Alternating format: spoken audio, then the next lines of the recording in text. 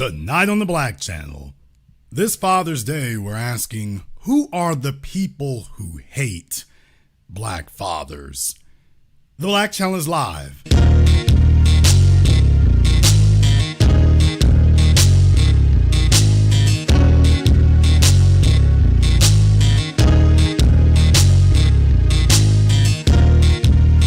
Unapologetic, unadulterated, and absolutely uncompromising.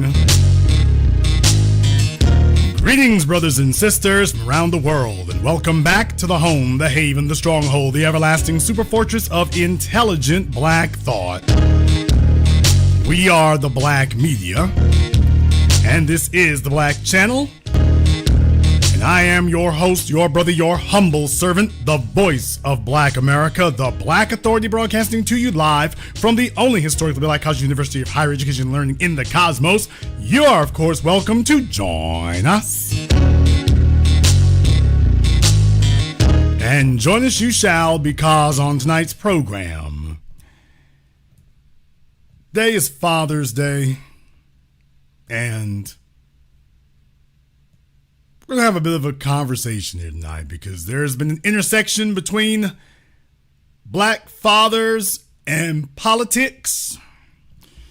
There's been an intersection there because what I want you to understand is that folks who do not have black credentials, right now that black vote is so obviously up for grabs, and there's some folks out there who are terrified. They are showing that they are not a little scared. They are scared to damn me death about what's going on. There are places that need to be in play that currently are not. And they're doing everything they possibly can to galvanize the base. And I'm telling you right now, they're going to have trouble with it working. Public enemy number 6 is Joyriding Reed, a woman who has no black credentials at all. Doesn't have feminine credentials, if we're to be totally honest about the situation there. Doesn't even have womanly credentials. But something happened here recently, and I've been meaning to talk about this since it happened. There was one of these black Republicans. We all know about Representative Donalds. Well, he made a statement recently, and Joy Reid decided to seize on this. As usual, folks don't have the whole story. As usual. But you'll get the entirety of it here. What I'm going to do is go ahead and play some of that for you here. So, fair use, Joyless Reid, MSNBC. Fair use for all of you here. Some recent comments by Florida Congressman Byron Donalds have been condemned by House Minority Leader Hakeem Jeffries, the Congressional Black Caucus, the chairman of the Democratic National Committee, Jamie Harrison, and the president of the NAACP, Derek Johnson. Hakeem Jeffries, the Congressional Black Caucus, Jolly Hairston. Someone please tell me, all these folks there have been booed up with Jim Crow Joe Biden. Speaking of Jim Crow, they've been all booed up with Jim Crow Joe Biden. Since when have any of them been pro-black or anything else? We've already covered that. So she's doing the best she can right now and just saying, man, let me just go ahead and do all I can here. And by the way, is she supposed to be looking like a black Tinkerbell? What? I guess she's been taking a look at Real Housewives and said, let me see if I can do black Tinkerbell. Incredible. She's going to be sitting up here talking about black people while she looks like that. Talk about a complete and total lack of self-awareness. You're talking about black folk, and you're supposed to be the pro-black representative looking like that? I mean, they couldn't have even taken out the time to at least do a rinse on your hair, at least do a black rinse on your hair so that you don't sit up here looking like somebody's bad version of Miley Cyrus. Talk about a total lack of self-awareness. to name a few. In those comments at an event designed to help Republican outreach to black voters in Philadelphia earlier this week, Congressman Donalds made what certainly seemed like positive comments about the Jim Crow era. And he claims his critics are missing the context of what he said. So here's the context. I grew up with my mom. My dad and my mom, things didn't work out. As an adult, I look at my father and I say, bro, I don't know what happened, but you my father and I love you. Wow. I don't know what happened. I wasn't there. Wow. But I'm going to tell you this. Growing up, the one thing I knew I wanted to do, and this is not about my father, this is about what I wanted to do, is I wanted to be a father to myself. Wow. And so one of the things that's actually happening in our culture, which you're now starting to see in our politics, is the reinvigoration of black families with younger black men and black women. And that is also helping to breed the revival of a black middle class. Well, I guess we can already see why Joy Reid is upset. I guess we can already see why Joy Reid would be mad as hell. So far, I haven't heard anything objectionable, but I heard a few things there that Joy Reid would have a problem with. Of black families with younger black men and black women. And that is also helping to breed the revival of a black middle class in America. You see, during Jim Crow, the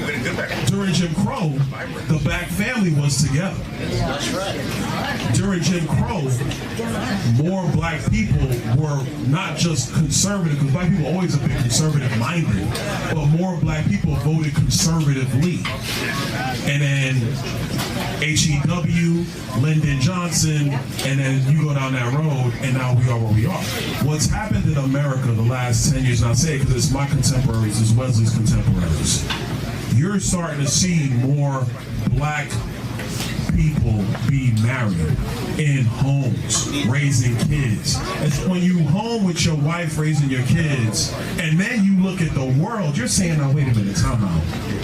This does not look right.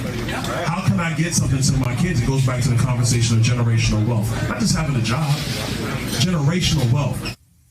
I am joined now by Florida Republican Congressman Byron Donalds. Congressman, thank you for being here.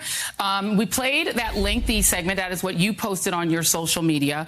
The part of what you said that people take issue with is this line, which I'm going to read back to you again. You see, during Jim Crow, the black family was together. During Jim Crow, more black people were not just conservative. Black people have always been conservative-minded, but black people voted conservatively. But it is that during Jim Crow, the black family was together. That's what people have taken issue with. What are they missing?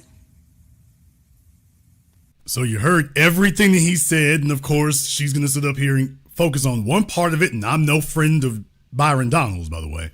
But you can see what happened there, but it is not what you all think. It's not what you all think. Yes, we got two tethers doing it. Absolutely, but there's a point.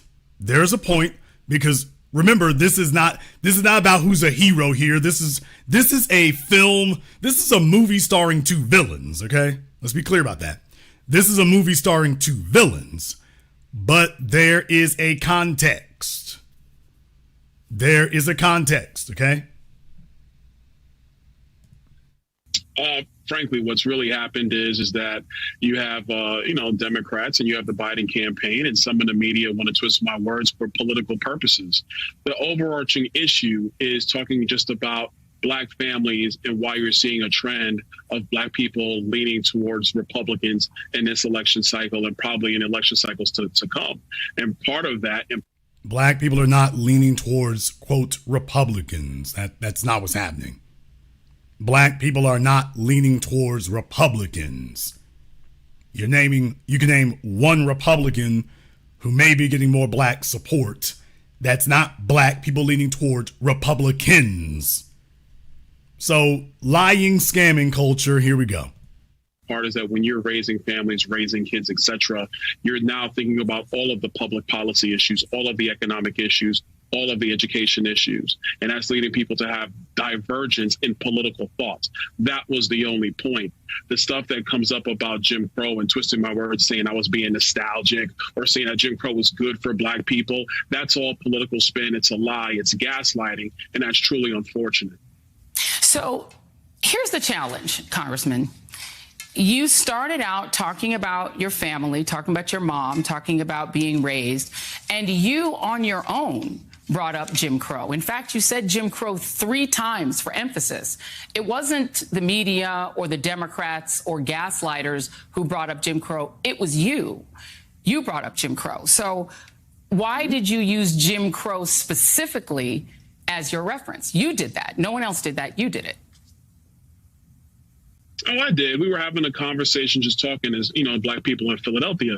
But if you're going to use the chronological timeline of America before the Great Society and Lyndon Johnson's time period, you had, unfortunately, the Jim Crow era in America. During that time period, the marriage rates of Black Americans was significantly higher than any other time since then in American history. So it is a divergence if you're talking about marriage rates in the Black community. They have plummeted. And what we've seen recently in America, which is a very good thing we should all celebrate, is that the marriage rates in the Black community are rising again. That's good for Black families. That's definitely good for Black children. It's something I want to see. I'm quite sure you want to see it as well. Okay, let's talk about that. Jim Crow lasted roughly from 1867 after the Civil War to 1968. Is there a specific period between 1867 and 1968 that you thought was this golden era for Black families, or a time that was good for Black families? Joy, I never said that. And see, this is where the gaslighting comes in. I'm going to read what you said. All I was talking about was the marriage rates. Stop. No, Joy, that's not what you said. Let's play what you said. Play what he said. Play what he said. Okay, so you got them sitting up here babbling each other. So these folks who don't come from the right background and ain't on code, this is what in the world you have happening there. So you can see that's going on, and Joy is especially triggered by that. Now, as I said, this is an all villains cast here. This is an all villains cast. You have Joy Reid, who wishes she could be white and can't. You have Byron Donalds, who's gotten as close to white as he can be. He's married a white woman. And so you got the both of them not dealing in Black people's interests whatsoever. Neither one of them is dealing in Black people's interests. They're both walking around with black skin to be double agents. They're both white operatives wearing black dark skin. These are just dark-skinned white operatives, is what you see here. That's what's going on here. It's not their point of origin is not what makes them white operatives. It is what they've done every day since. There's a reason why these individuals are the favorites, as we covered last night after the Tulsa massacre. There's a reason why the Democrats chose a Joy Reid and the Republicans chose a Byron Donalds. You have to be a certain type of person. That's the real point. You got to be a certain type of person in order for that to happen. Now, obviously here, Joy Reid is grossly distorting and twisting what the man said because she doesn't like the Black family.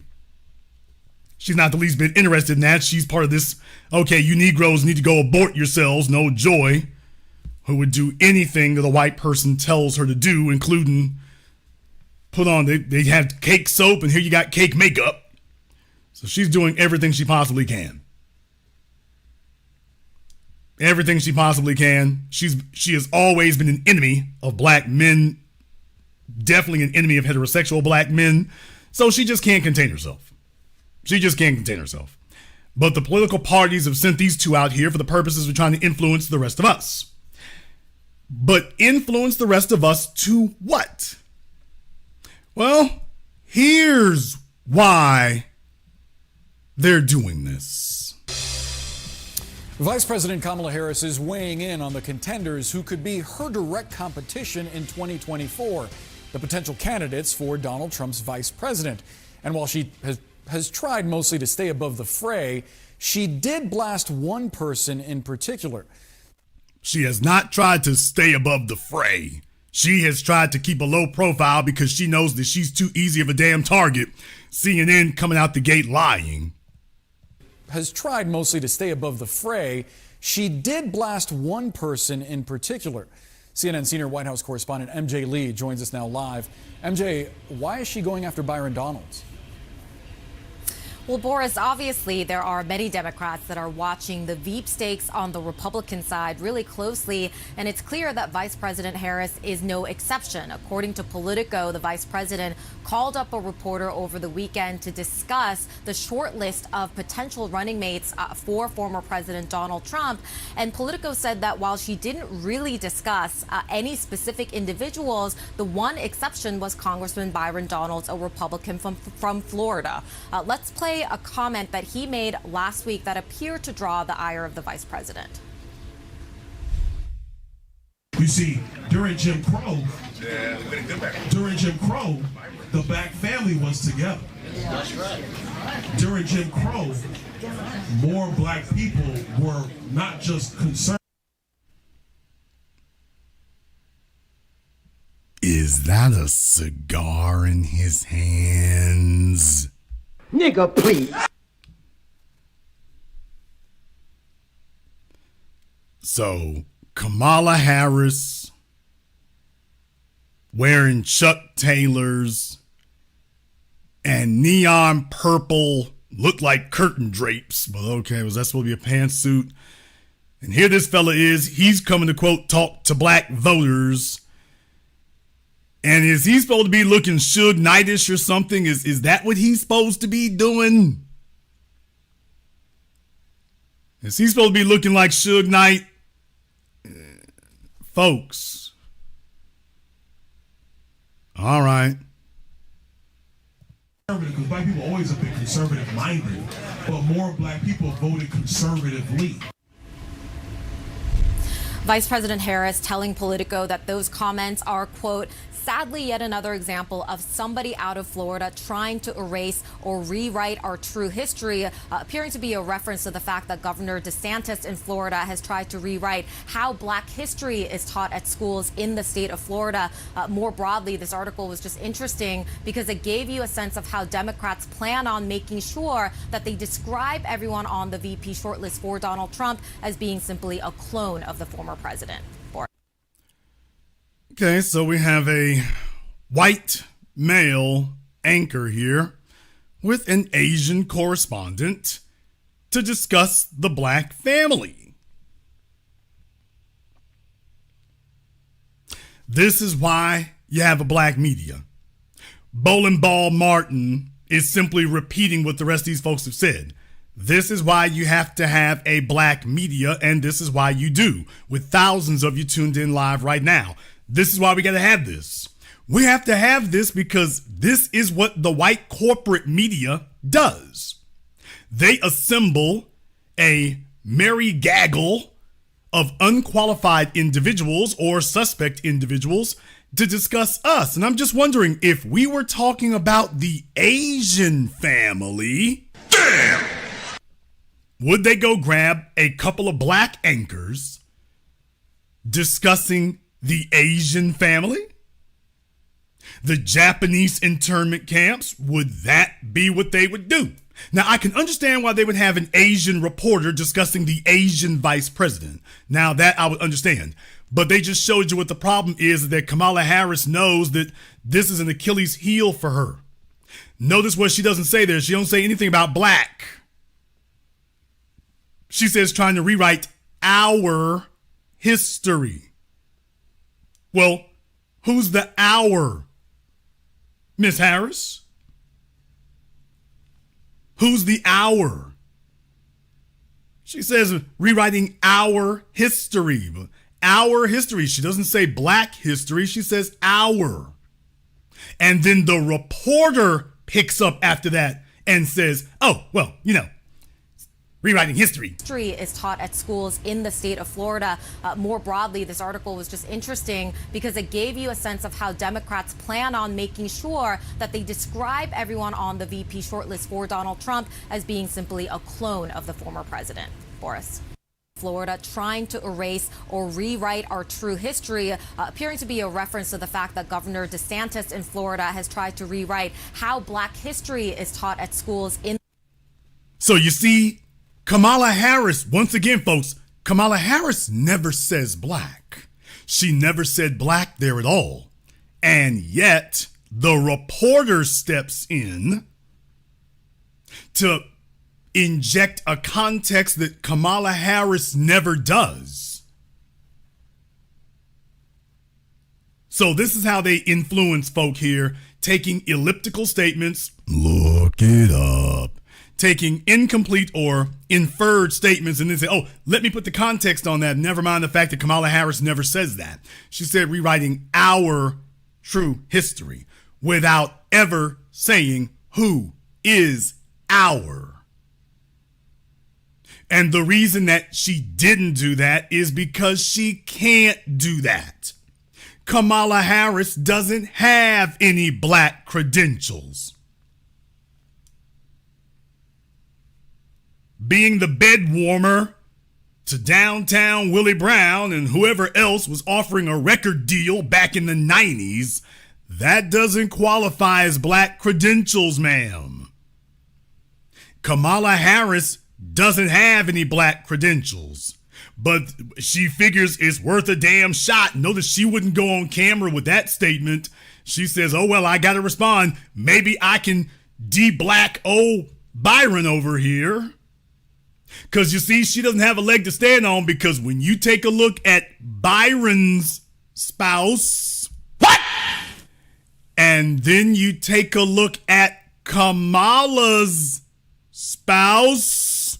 Damn! Oh, both of y'all are living in, I'm talking about glass mansions, damn a glass house. Where's your standing? Where are your credentials? Y'all talking about the black family, and you've run as far from a damn black family as you can possibly be. And deal with it, nigga. So there's a reason why him being on camera don't really work, and her saying anything at all doesn't really work. It don't work out for either one of them. Neither one of them is an advocate for the black family. Neither one. A black family begins with a man and a black woman. A family begins with a man and a woman, not a woman and a bunch of kids, not a man and some kids. It begins with the man and the woman. Neither one of them are even advocates for a black family, but this is who the political parties have chosen to come speak to black people. Folks who have no credentials, no credibility. This is who they sent.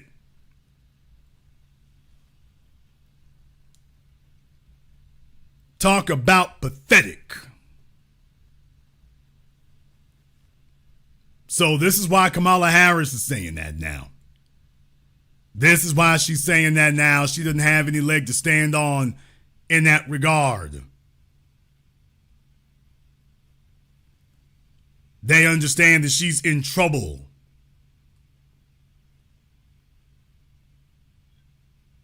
They understand that she's in trouble.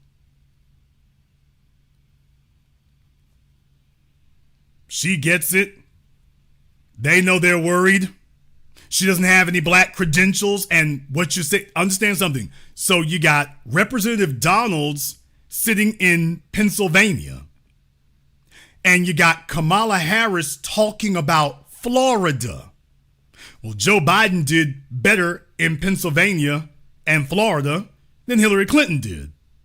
But it don't look so good now.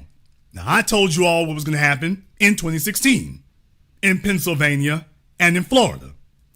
It's not looking so great for Joe Biden this time around. This time around, it's looking shaky. This time around, he's looking weak. These are swing states here. Pennsylvania, Florida, Michigan. And he's in serious trouble in all of them. Now, he can't send Barack Obama. Oh, yeah, by the way, up until Michelle Obama, Barack Obama was not an advocate of the family then either.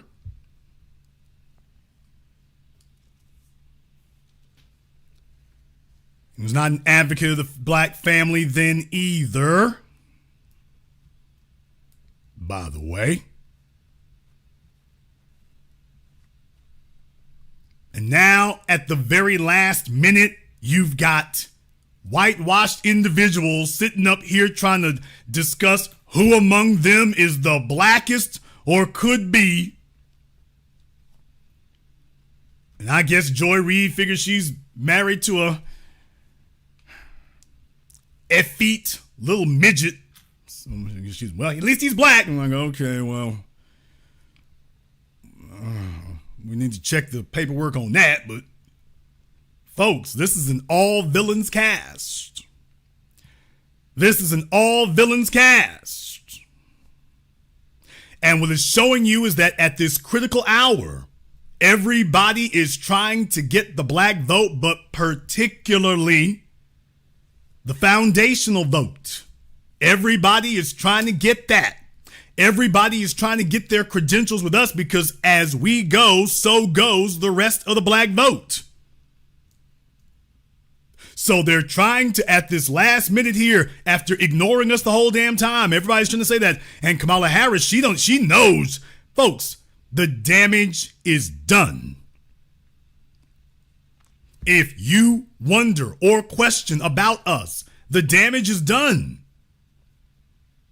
When it comes to that, when it comes to the black media and have we had an effect, if you're wondering about that, this is your proof that we have had a hell of an effect.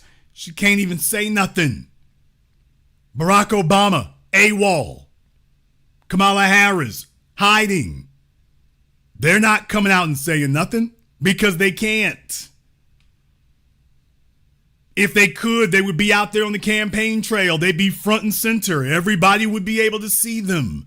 And yet, that's not the case. That's not the case.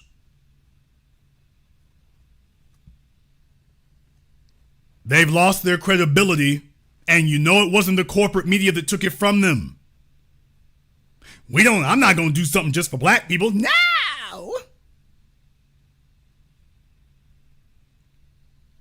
So she is acutely aware that she is a negative when it comes to this kind of discussion. Where's her standing to criticize Byron Donalds? Hell, where's her standing to criticize Ron DeSantis? Name one thing that Ron DeSantis has done to black folk that Kamala Harris in Florida that Kamala Harris wasn't doing in California. Now she needs some black credentials and some black credibility and doesn't have it. So they've sent in Joyless Reed to be the shock troops here to try to shore up some black support because Kamala needs it. Not that Byron Donalds carries any real weight among black folk to begin with. That's just real weird. It's just real weird. And before I get to the black fathers portion of this, I want to first discuss the black society portion of this in context of what I said last night. Rather than these political parties do something smart, we are the only group of people that all these folk can look at and can't say they've done a damn thing specifically for us. They've certainly done plenty of things specifically against us. Can't say they've done a damn thing specifically for us. If they had one lick of sense about that, or if they were not the white supremacist racists that they are, then they would do one concrete, substantive thing that they can hang their damn hats on. They would at least go in and concede to one concrete, substantive thing that they could hang their hats on and say, hey, that over there, that was it right there, and it would be the beginning. But then again, you'd have to do more than that. That can't just be one white politician parachuting in. See, here's the issue that they're using here. The way that their strategy is with us is, well, the other guy is worse for you. Not I'm good for you, well, the other guy is worse. Jim Crow Joe Biden is saying, well, Donald Trump don't like black folks there, you know. And Donald Trump, well, Joe Biden is letting in illegals over there. And so they want us to make a decision between the lesser of two evils, or who is indirectly benefiting us. And we're saying that ain't good enough because that's not what you offer to everybody else. You don't offer them indirect benefits. You offer them direct, tangible benefits. And we're the most deserving people, the most lacking people, and because we're the only ones who don't get any direct, tangible benefits. You want to talk about what Democrats do in black cities. What about what Republicans do in Republican cities and Republican states? We're not doing any better in either situation. Whether the leadership is black, is a Republican, or whether the leadership is Democrat, we're not doing great anywhere. So you can't point to a Republican success story where black people are concerned. So for those of you who have a Dinesh D'Souza or one of these right-wing psychos out there talking their nonsense about that, and some of you might go for that, or you're not thinking very well, or you're kind of shallow. By the way, we're not thriving under anybody's regime. We're not thriving in Democrat-run cities. We're not thriving in Republican-run cities. We're not thriving in Democrat states. We're not thriving in Republican-run states. Our condition across the board, uniformly, everywhere, is the same. The only people who ever claim that we're doing better at any point in time are the hand-picked Negroes. So Joe Biden goes and grabs a few hand-picked biracials and says, hey, black folk doing better. And Donald Trump and the Republicans go and grab some immigrants and say, hey, we doing better. And meanwhile, when you take a look at us across the board, when you take a look at our fortunes across the board, that's not the case. That is not the case. Never has been. So don't fall for that logical fallacy. Just because Democrats are doing bad doesn't mean that the Republicans are doing anything for us better. No Republican can point to a Republican-run city or Republican-run state and say, hey, take a look at all the rich black folk here. You can't say that because it doesn't exist.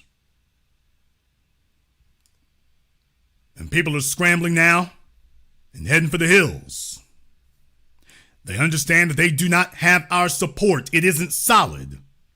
This is why you don't see them coming to talk in front of a microphone that can ask them open-ended questions. They are running from it like the plague because they're all using the same strategy. Nobody's offering us anything. Byron Donald's talking about the black family doing better under Jim Crow, but he's not saying what we're being offered.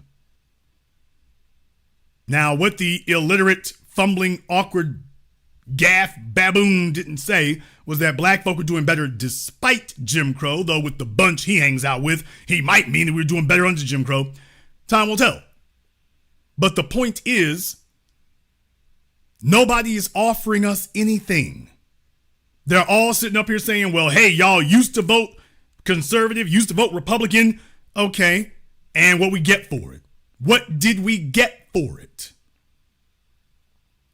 Used to vote Democrat. What did we get for it?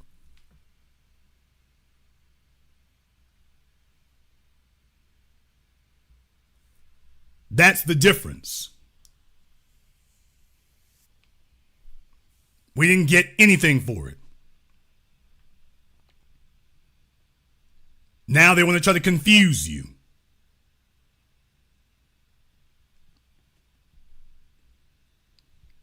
And the reason for this is because they hate the black father.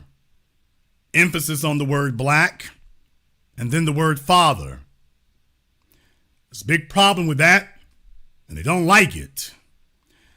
The reason for that is very clear. Because things go differently when the men are running it. Things go differently when the men set an agenda. When you send in your bought and paid for shills here to try to tell you everything is okay. That's not what happens. You see, we're going to be strategic. As men, our place is as protector and provider. As men, our place is as protector and provider, but also because we are the warrior class. As men, that's how we operate. Our fallback position, our base position, our root position is the warrior class. We don't deal with threats by negotiating. We don't deal with threats by appeasing. When we hear doublespeak and double talk and somebody trying to use trick language, we are the ones who stop that unceremoniously. There's been an effort now for the last 50 years to try to drown that out, to try to beat that back, to try to undermine that. There's been a conscious effort by all these folks to undermine that. And the reason for that is because we're going in a different direction. And now, as I told you here during the last two presidential cycles, and everybody else follows us, this isn't about supporting Republicans. This is about a lack of support for Democrats, which is what they understand. This is not simply one brick or one piece of the puzzle. It's not just one brick in the wall and one piece of the puzzle. This is about they are losing support across the board. And the reason is because no matter where they go, whether they talk to black men or black women, they are being specifically asked, hey, what are you doing for us? And what they're saying is they cannot name anything they're doing for us. So all they can do now is tell you, well, the other side is unacceptable. Hey, Negroes, we're not doing anything for you, but hey, these other folks over here, why, they really don't like you. Yeah, I'm not doing anything for you, but those other folks, man, they think even less. They're even worse. Instead of them saying, hey, here's what we're doing for you. You see, when they go to talk to Jewish people, they don't go talking about prescription drugs and diabetes medication and scholarships. They don't talk about, well, Jewish people are disproportionately helped by foreign aid to Israel.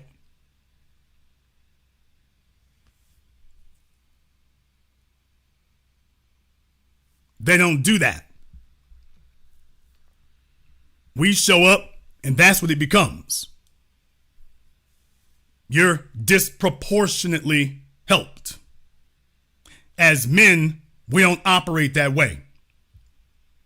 As men, we don't respond that way.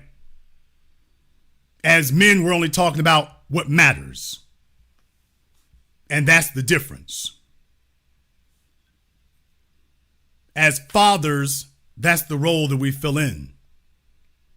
As fathers in the community, in the household, that's the role that we fill in. That's what we do. We're not, as the warrior class, we're not talking about making friends with people. See, when you're looking to go get a job somewhere, you talk about making friends with people. That's not the conversation that we're having. We're having a completely different one. We're not supposed to be talking like this. They're expecting us to talk the way that they're accustomed to us talking. They're used to us talking the way that they want us to. They want us to be talking about this like these are sports teams. The gamification of politics.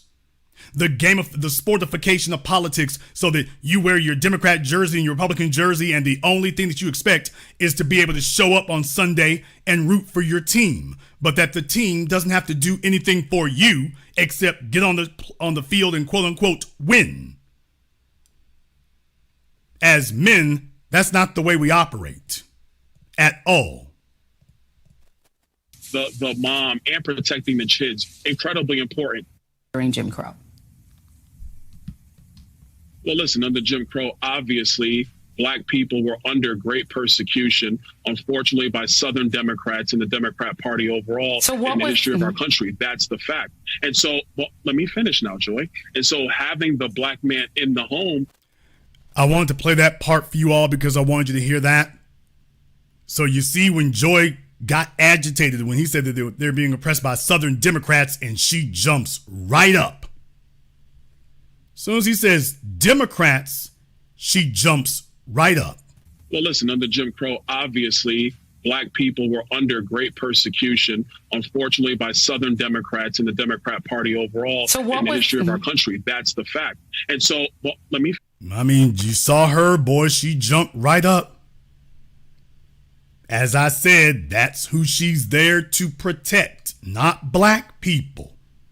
She's a Democrat Party puppet shill. Her job is to protect the Black folk. Her job is to spin this so that we feel like we have no choice but to support Republicans.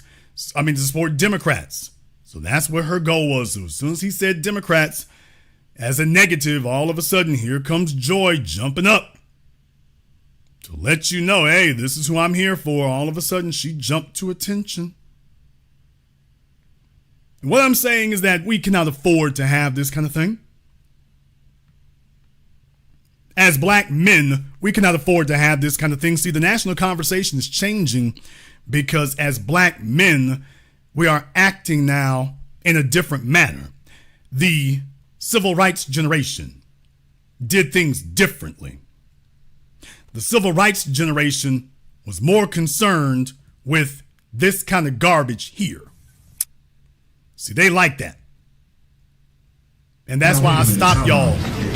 When I hear things I know are not right and not correct, that's not stop people. I stop them because I want you to understand, I don't go for optics. We don't go, the warrior class, by definition as men, we're the warrior class, and the warrior class is always on the watch for Trojan horses. The warrior class, it's not enough that you wear a uniform that looks like ours, because you see, the warrior class is always looking for a threat from within. As the warrior class, we are always on guard against the threats from within, the threats from the inside. We're always watching for that. We're always checking to see when that's going on. See, there's the difference. You can't sit up here and say that you're a member of our group and then we just say, oh, well, you got to go along with it. We don't do that. We're looking for the folks who wear our uniform and wear our colors, but their behavior is off code. And you think that you're going to hide behind our colors. Our allegiance is not to the colors. The colors represent who we are. If you're not on code with who we are, then you are the enemy. And that's why the war against Black men and the war against Black fatherhood has been the strategy of Jim Crow Joe Biden and the prison industrial complex and the Republicans. Because when you have strong Black male leadership, then you have a segment of the society that is ready for individuals who are out there waging war against your people. When you have strong Black male leadership, competent Black male leadership, they're able to respond to threats like this. They're able to respond to threats like this. Let's be very, very clear what this means here, folks. These people don't have a leg to stand on to talk about Black men. For Byron Donald to talk about Black fathers, he don't really have a leg to stand on.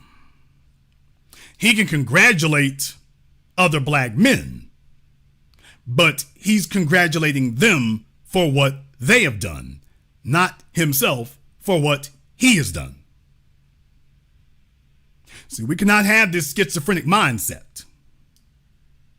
This idea that anybody who walks in the room and anybody who speaks here, well, they're qualified to do so. And so, well, he black like me. See, we don't play that they black like me game. We don't play that. That's not our heritage. That's not our lineage. That's not what we do. That's not our ideology. That's not our code. We don't do that. We don't play that, well, they black like me. We don't play that game. You don't get to sit up here and play. We're not that simple-minded about that. You don't get to sit up here and play that. You don't get to sit up here and, well, I'm black like the rest of y'all. Not so far as we can tell. Because these things always go hand in hand. When you have strong black male leadership, we are not afraid to create some awkward situations. See, it is real awkward when you do what I'm doing right now. Understand that, folks. It's real awkward. And I get it. I get it. But it must be done. You have to be ready to create some awkward situations. It is awkward to sit up here and tell Byron Donald, yeah, bro, but you can't really speak for us. That's creating an awkward situation, but as the warrior class, we have to be prepared and eager to do that. It is awkward when you run up on Jim Bojangles Clyburn and tell him what he's not doing. That's creating an awkward situation. But we have to be prepared to do that. It is awkward when you sit up here and tell Kamala Harris, by the way, we're questioning them black credentials. We're asking about that and we don't see it. That's creating an awkward situation. That type of confrontation makes things awkward. And see, when you create awkward situations, you got to be prepared to deal with the fallout and prepared to deal with the ramifications of that. The warrior class is always ready for that. We ready to say this and we ready to stand on it. Not from a perspective of being emotional, but from a standpoint of being leadership. What they don't like is black people led by black men who are plotting out a black agenda. Roland Martin does not support a black agenda. He supports a Democrat agenda because he is not in business of black people. He's in business of himself. Kamala Harris is not in the business of black people. She's in the business of herself. Byron Donalds is not in the business of black people. He's in the business of himself. So responding to what we say is impossible. They can't do that. They can't respond to a single word that I'm saying right now. It is impossible to do so. There's a reason why outlets like iHeart and these big radio stations and things and television stations, there's a reason why certain folk don't get no deals with them and don't get an offer despite their proven track record on the internet. There's a reason that they don't offer us anything, and I'm perfectly fine by that because they would just wind up firing me anyway. So I'm perfectly fine by that. But by the way, there's a reason why they'll even make the attempt, because you know what the hell gonna happen if I'm sitting there talking to a Trump, if I'm sitting there talking to a Kamala Harris, if I'm sitting there talking to them. Oh, it's gonna take about half a second to go from 0 to 60. It's gonna take about half a second for them to go from 0 to 60. And that's gonna be a wrap. That's gonna be a wrap. And they understand that.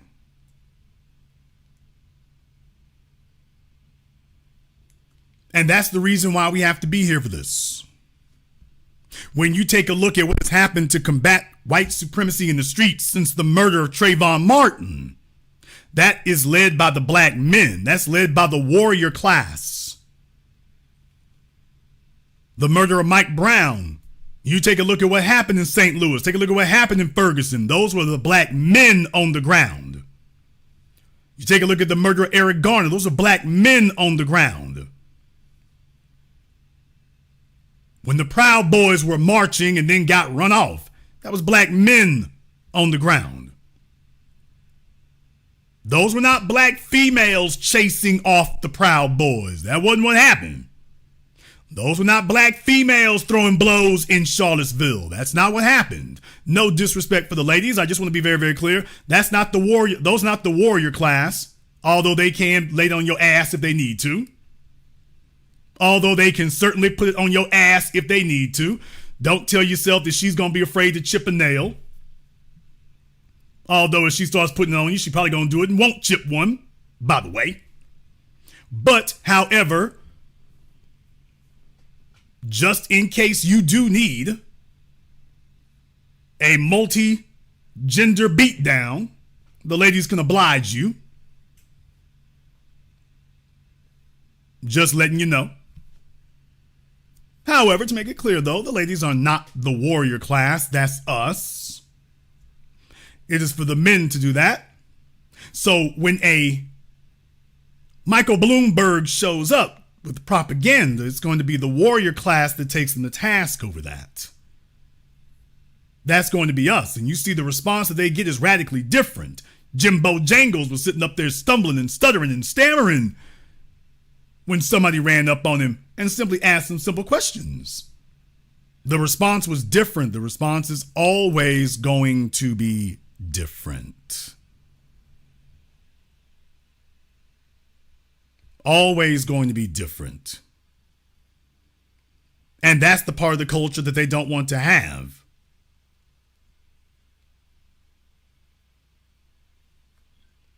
You see, whether it's at the neighborhood level or the national level, the tone and the tenor is radically different when you have competent black male leadership. The tone and the tenor is different when you have that. We have made all of our greatest progress when the warrior class was represented. After the murder of Trayvon Martin, after the murder of Mike Brown, after the murder of George Floyd, after the murder of Terrence Crutcher, after the murder of Eric Garner, when the warrior class stands up, the world starts changing. And it wasn't simply because we took to the streets. I want you to understand that part. It wasn't simply because we took to the streets. Taking to the streets by itself, that's a singular strategy. What changes things is when these folks sit up here and look up, and then they hear that the national conversation has changed. Kamala Harris is not in desperation mode right now because things are on her side. People, if what we were saying about Kamala Harris were not true, where is she? She's going out there talking about abortion.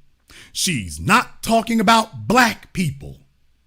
She's talking about abortion. They saw what happened when she tried to talk about Kwanzaa. They saw what happened when she tried to talk about Black History Month. It has been a disaster.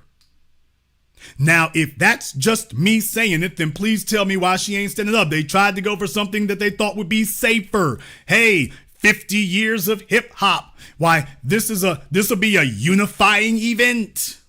And they're bringing in, we can host our own events and bring in non-black folk. We can host our own events and bring in non-black people and tell folk, hey, look, Fat Joe is your representative for hip hop. What?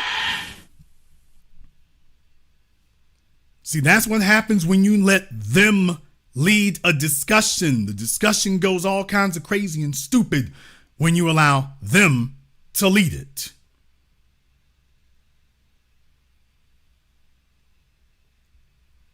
That's what happens when you allow them to lead the discussion, but when you allow us to lead the discussion, when we're the ones leading it, you notice the conversation goes differently. Let me tell you one other thing that the conversation goes differently for.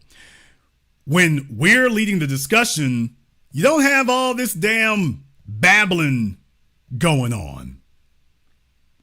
You notice that? When you have competent black male leadership, when you've got the black fatherhood, if you will. You notice it's not a whole bunch of babbling going on. It's not a whole bunch of weird meandering talk going on. We get down to brass tacks. It's not a bunch of sitting up here appealing to people's emotions going on. You notice that's not happening. See, there's a difference when we show up. There's a difference when we're on the scene.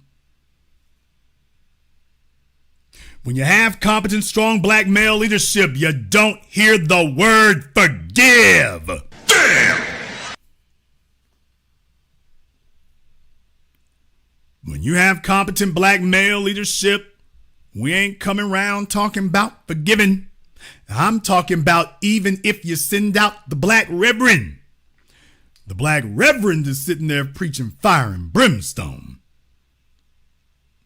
He's not sitting there carrying the banner of forgiveness. Forgiveness has its place. But when it is time to march, you leave forgiveness in its place. There's a time for forcefulness and a time for forgiveness. And when it's time to go to war, forgiveness stays at home. You do not have people do what they did with Breonna Taylor and then discuss forgiveness. You don't have people erect a prison industrial complex and then you discuss forgiveness.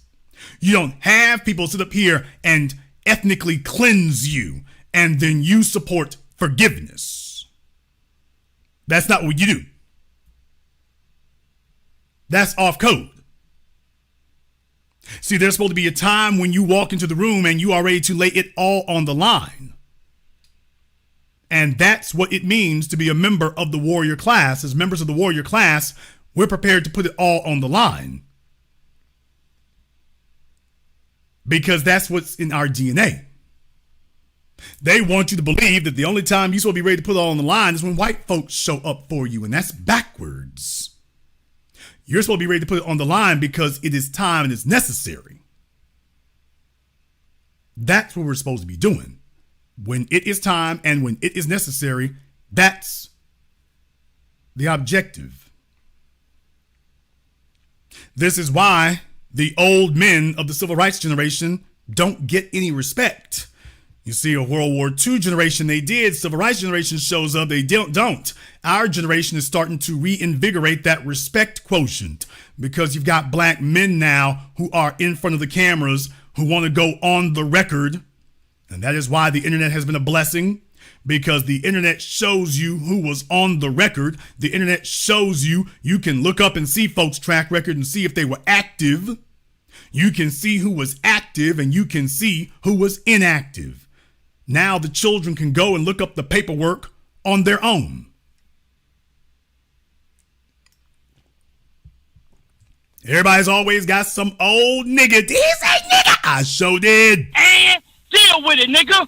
Somebody's always got some old niggas sitting around them claiming they was putting in work. Can't nobody find the paperwork. Can't nobody find the documentation. And furthermore, even if you did, what have you done for me lately?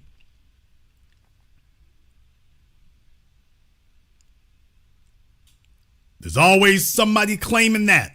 There's always somebody saying that.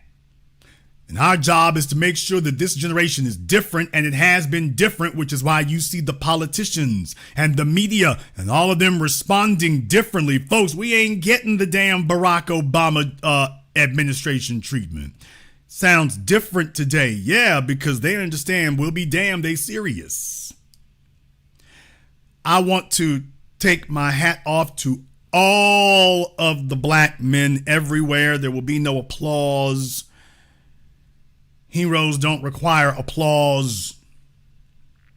But to all the black men everywhere who've been 10 toes down, all the black men everywhere who have sacrificed, all the black men everywhere who've been willing to put it all on the line, all the black men everywhere who've been stopped and taken out at gunpoint by police in the middle of the night in Arizona or Texas or Los Angeles or New York or DC, and have faced down the beast.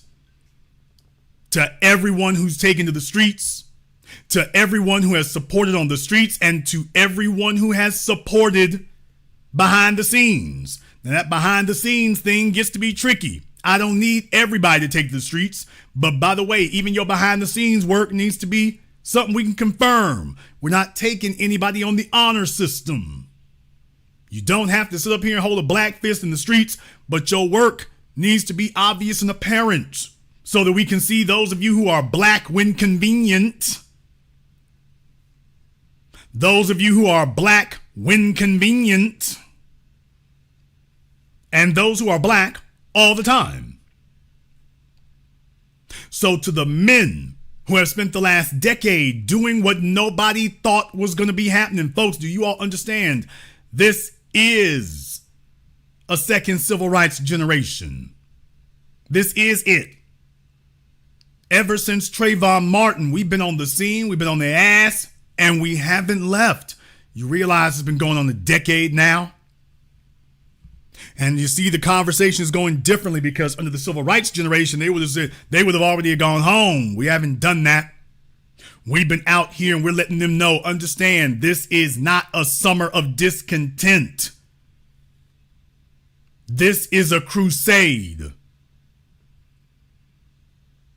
This is not something we're going to do one time and go home. This is a crusade. But Jason, how long y'all going to be out here? We're going to be out here until we've won. What's the expiration date? When we win. How long will that be? As long as it takes. See, here's the issue here. The reason why as black men, our mentality is different. You see, for us, we ain't going home. Warriors make home wherever they are.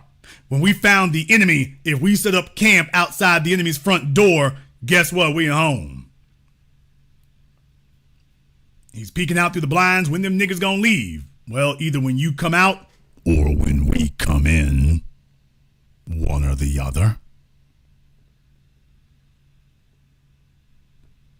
We'll be leaving one way or the other, either when you come out or when we go in.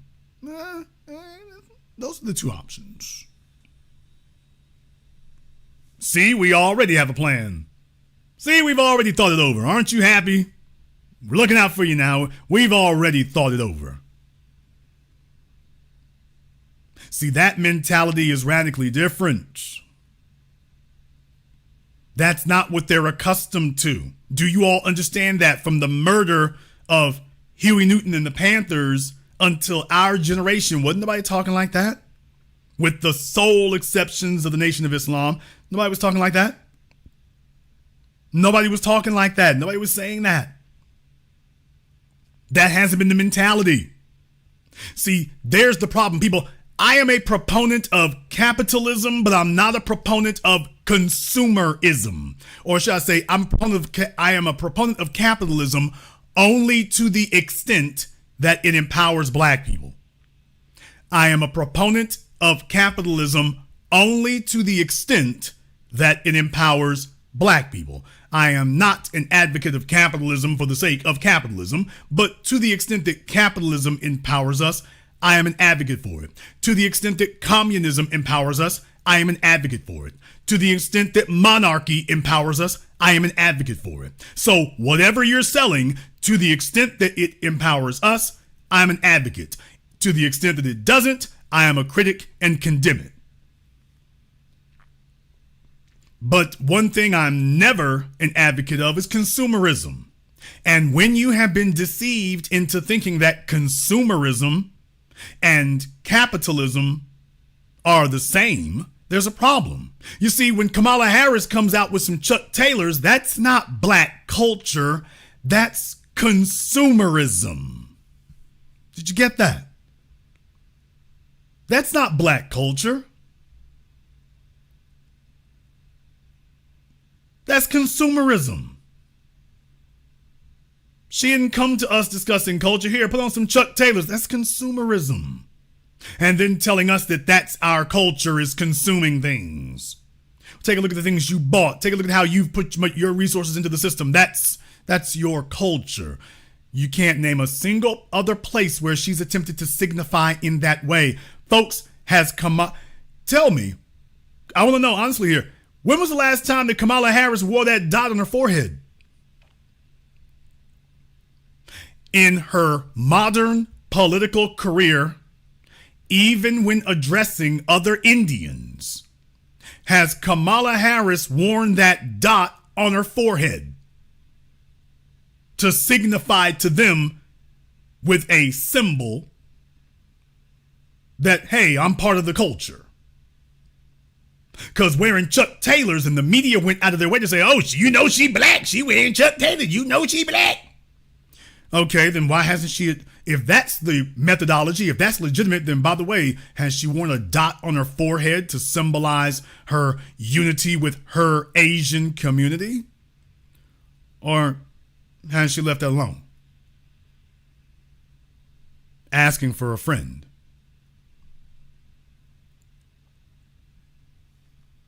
Oh, she hasn't? Okay. Oh, so the only time that they initiate those gestures is around us. Now, let me go ahead and remind you of one more thing right here. When you have strong, competent black male leadership, when you have fatherhood ain't color struck. Damn! See, you can't sit up here and bring on your little caramel colored chick and think we gonna be impressed. Fatherhood is not impressed by your little caramel candy chicks. Fatherhood is not impressed by that. Fatherhood is not color struck. She's just another female. As a matter of fact, she's a female with something that she needs to prove because we're skeptical. So fatherhood is not so easily deceived. Big difference. Competent black male leadership understands that, oh, do I got to get gully with it tonight, y'all? Do I got to get grimy and down the ground with it? I got to get there. I got to have this conversation tonight with my people here. And peace to all of my biracials listening here, but y'all know because you're on the inside looking out, they ain't solid. When we talk about the biracial thing, that's really damn me an internal tether issue. And that's why we got to stay vigilant, because we can't be easily fooled. We can't be easily taken in. Can't have it. Have to know what we're dealing with. Gotta know what we're looking at and gotta know what we're dealing with. And they have the idea that they know some of the reactions. See, when they meet a Byron Donalds, and they know that his old nose wide open. I mean, he starts panting and breathing. Boy, you can't stop him. But when you're around competent black male leadership, we ain't impressed. We're not impressed. She's sitting there waiting to see if she gets that reaction. She's sitting there waiting to see if we gonna gaze into her eyes. She's sitting there waiting to see if we give that body language that indicates that, yeah, that's what we're looking for. And when it doesn't happen, that's when they start getting scared. Understand something. Kamala Harris is usually a pretty confident person, isn't she? Don't y'all know? Kamala Harris is usually a very confident person. She was a prosecutor. She was a senator, attorney general. She's a pretty confident person. But now, when it's time to speak about black folk and black issues, she looks like an 8-year-old scared of her own shadow. See, that's what happened because she met enough black men. I didn't say all, but she met enough black men who do not come from that political bubble that she's occupied all this time. What she's found out is Willie Brown does not represent black men at large. Al Sharpton does not represent black men at large. The folks she talks to at MSNBC don't represent black people at all. And when she got out here and met some real black folks, she started noticing a uniformity of response from the men. And she was like, I'll be damned. What happened to my high yellow magic?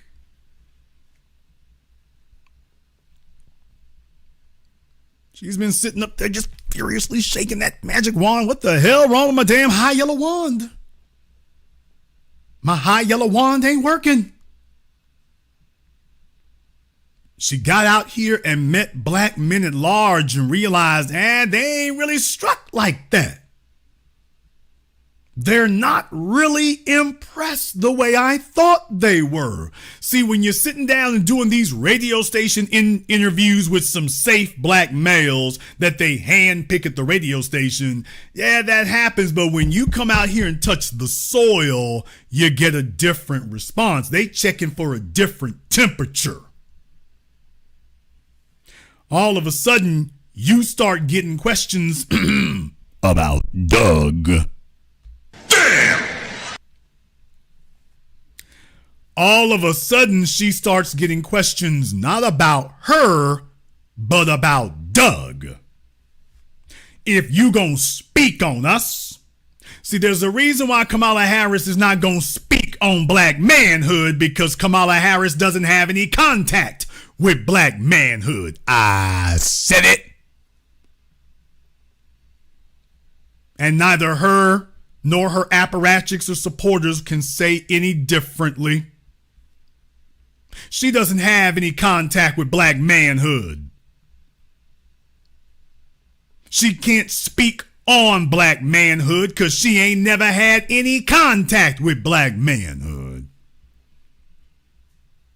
Thus, she has no respect for it. Thus, the only thing she can do is be a convenient shill and lackey to Doug and the rest of them. So you see, right now, after all these years, she realizes she's made it as far as she can go. She's made it as far as she can get. Because what she understands now is that she doesn't understand what it means to respect a black father. Let me tell y'all something right now, and this is me saying this. I'm telling you from experience. As black men, we are not supposed to be easy to deal with. We are in the midst of war. We're not supposed to be easy to deal with. That's not what we're supposed to be. Do you understand that? We're not supposed to be easy to deal with. Strong leadership ain't supposed to be no damn pushover. Strong leadership is not supposed to be a pushover. Strong leadership is supposed to get stronger when the situation gets more difficult and the situation is deadly. Strong leadership is supposed to do that. In the chat room, yeah, Kwanzaa with Doug. Think about that for a damn minute.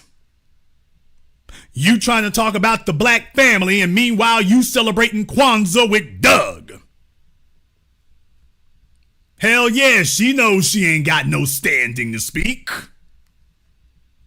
She can't even come approach black men. What's she gonna tell us about our experience as black men? She can tell you about her experience locking up black men. Alrighty then.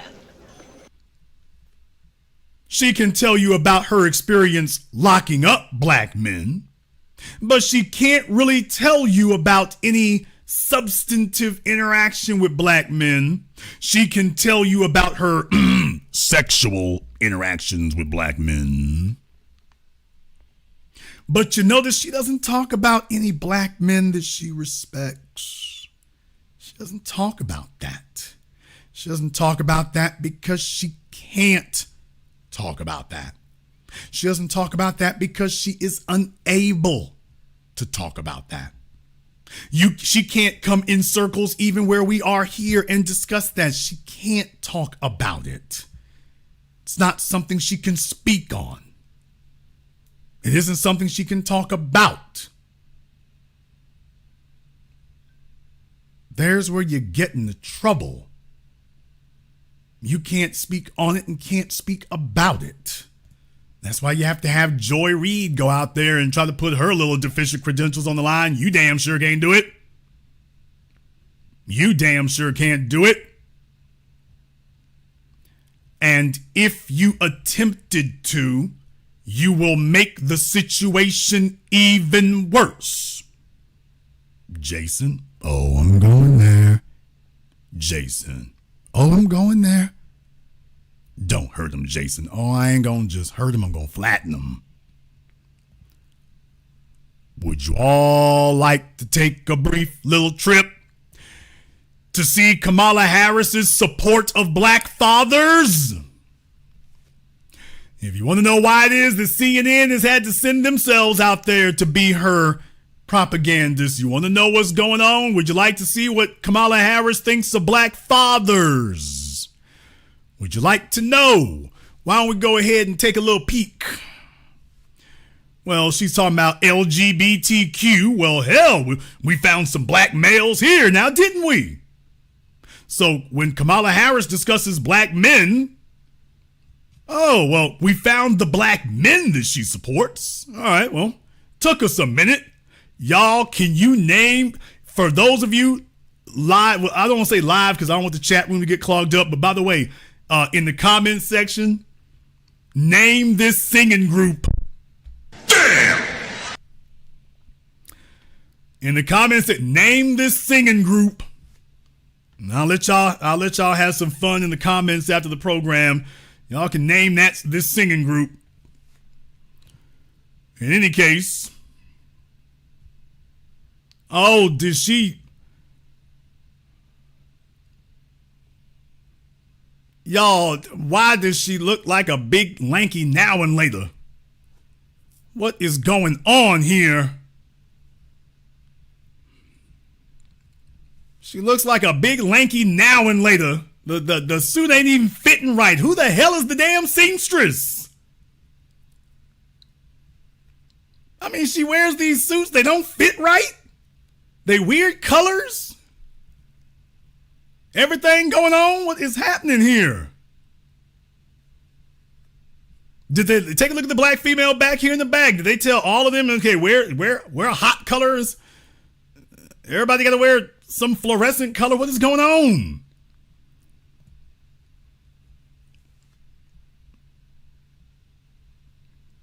Oh, hey, y'all. Father's Day. Today and every day, we celebrate all the fathers and father figures in our families, communities, and country. Thank you for shaping our lives with joy, love, and pride. And to my husband and best friend, Happy Father's Day. First of all, the fact that she didn't mention her own father is hella awkward, but all right. Oh, I'm sorry. We already know the deal there. Won't get in their business. But then again, her father is a piece of work himself. He should never attempt to speak on blackness because, by the way, he's a piece of work his damn self. So there's a reason why she can't speak on it, and he'd be well advised not to try to toss his Burger King crown into the ring either. But okay. But that, folks, in case you thought that was accidental, this is her vice president. Now, this is her personal account, and this is the vice presidential account. We'll take a look again.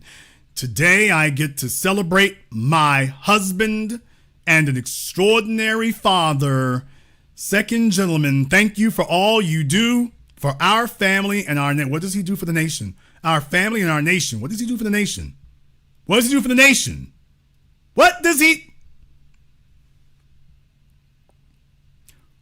do for the nation?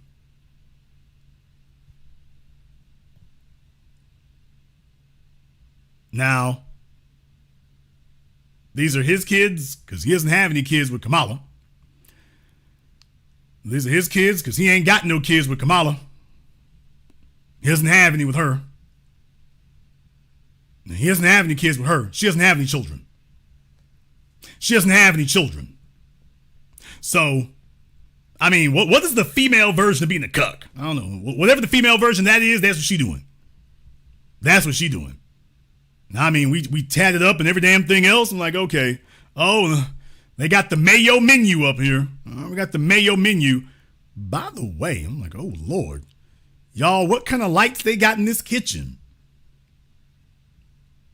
I know a thing or two about lighting. How strong does that lighting have to be to illuminate them like this? What the hell kind of light y'all got in that kitchen does that? Are you sure this ain't a photo opportunity y'all made up? What kind of lighting do you have that's that damn strong in the kitchen? All right. They got them over here by the window. They wanted to get plenty of lighting on them, so all right. But by the way, Kamala Harris would like to celebrate Father's Day.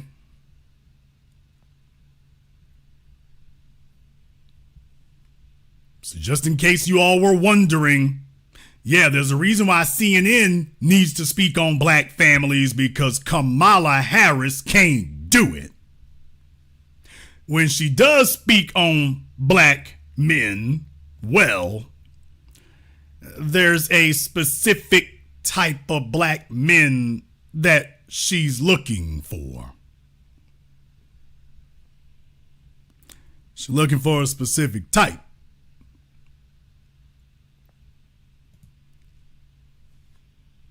And as the warrior class, we're not afraid to call that out. As the warrior class, we're not afraid to put her on notice. As the warrior class, we are not afraid to say, your paperwork's done come back dirty. As the warrior class, we're not afraid as the black men to tell her that she's been excommunicated, she on the outside. We're not afraid to say your black card has been revoked and to deal with the consequences of that. That's a whole different thing than they're used to seeing us do.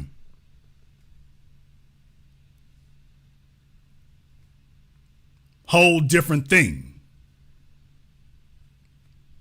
They're not used to us holding a conversation and saying, ma'am, you ain't got no standing to be here. And none of the blue check marks on Twitter are going to redeem your credentials.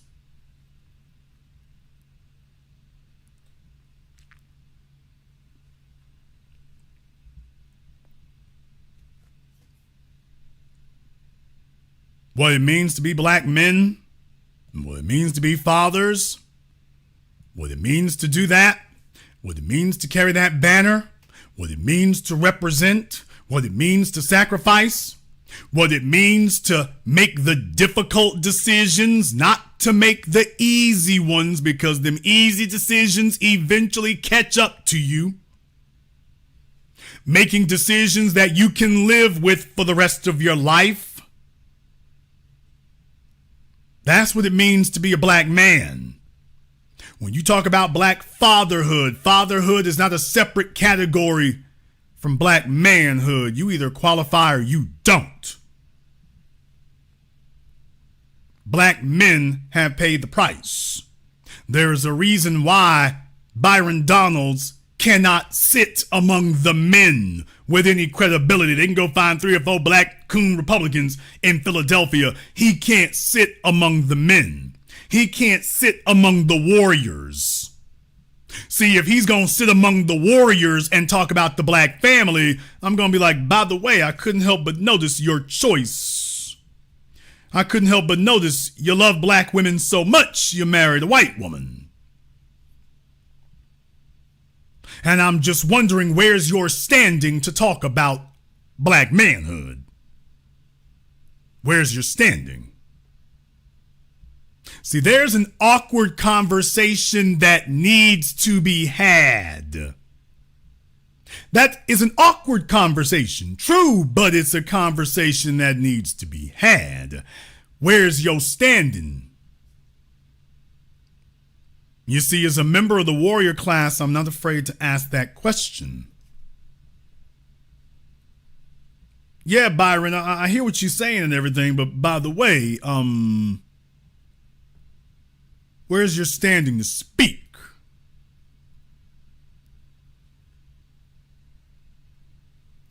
You see, that is what we owe to the community. That's what we owe to the people. That's what we owe to the soil.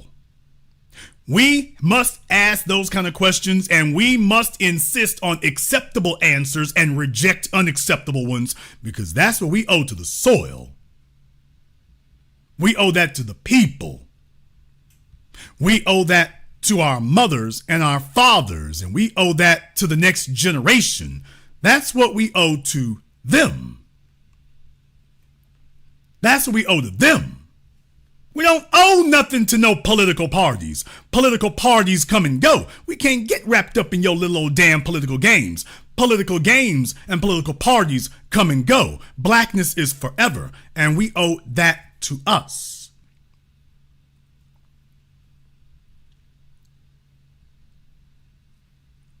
I know that for many of you, and this is why I've gotten into so much trouble before, I know for many of you it can be a difficult conversation, and I get that. I know for many of you this can be a difficult thing here. Not everybody has had the best experiences. Not everybody has had the best outlooks. You haven't had the best outcomes. You haven't had the best representatives of black manhood. I get it. I understand that. And I know that. But I also want you to understand that as black people, it is necessary and essential that we remember why we're doing these things. That is necessary and essential. I know it can seem unfair. It can seem unfair because it seems like, we're just always being asked to give and give. And what I'm telling you is, yes, that's exactly what it's going to be. We are going to be asked to give and we are going to be asked to sacrifice. I didn't say it's going to be easy, but we're going to be asked to give and we're going to be asked to sacrifice. They say that to whom much is given, much is required. However, nobody ever told you that to whom little is given, sometimes to whom little is given, much is also required. Sometimes to those who have been doing without, you'll be required to give up so much more. And sometimes you'll be saying, well, I haven't even had the example to give for it. I want to tell you something. I want to tell you something. I want you to understand that I trust your blood. That will be a hard thing for a lot of you to accept, but I want you to know I trust your blood. I trust that your blood is going to be able to overcome any experience. I trust that your blood will be able to correct any error. I trust that your blood is going to be able to give up anything to set things right. Even if you did not have a suitable father figure image, even if you didn't have a father at all, I trust the blood that is in you to find its fatherhood. I trust it. I trust the warrior spirit that is in you. I trust the protector and provider that is in you. I trust the overcomer that is in you. That just like we were separated from anything and everything when we were on this soil and we created a culture out of nothing but ourselves, you can also create manhood out of nothing but yourself. This isn't something, that is not to say that children do not need their fathers. That's not what I'm saying. They absolutely do. But what I am also saying is that in the absence of that, in the jaws of the beast, in the captivity of individuals like Joy Reid, rabid, man-hating feminist fascists, even in the grip of a diabolical beast like her, I still trust your blood to overcome that. I trust you. You won't make all the right decisions. No one ever does. You're not going to always get it right. You're not going to always make the correct decision. Sometimes you'll be too hot. Sometimes you'll be too cold.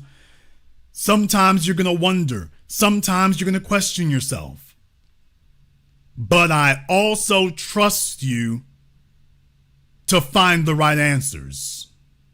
I trust you to do that. I trust you to want to do the right thing. I trust you to want to end up in the right place. I trust you to want to redeem our people. I trust you to know that your children and what you do with them outweighs anything that ever happened with you. Do not deceive yourself into thinking that your experience with your father or your mother, but we're talking about fathers today, don't be deceived in thinking that your experience with your father becomes fate. The only thing more important than your experience with your father is your experience with your heirs. That's the only thing more important, is what you're going to pass down. Please understand that. And you can choose to pass down a legacy of shame, a legacy of inadequacy, a legacy of silliness, a legacy of stupidity, a legacy of incompetence, or you can choose to lay down a legacy of greatness. When you take a look at our icons, many of them did not have the best father example in the home for them, and yet they became fathers to millions. I trust your blood, it will find a way. I trust what is in you, that those instincts are going to kick in. When you saw our people under attack, the instincts kicked in. You see, fatherhood is putting yourself in harm's way, not putting yourself in harm's way for the unworthy or the undeserving. Fatherhood is putting yourself in harm's way when it's needed, when it's necessary, and it's reflexive. That's what it's always been. Fatherhood is sacrificing for something bigger than yourself and recognizing that there are things bigger than yourself. That's fatherhood. Fatherhood is doing what's necessary, not just for yourself, but for others. Now, I have to tread carefully on this next part because I want to encourage black male leadership. I don't want to encourage black male gullibility.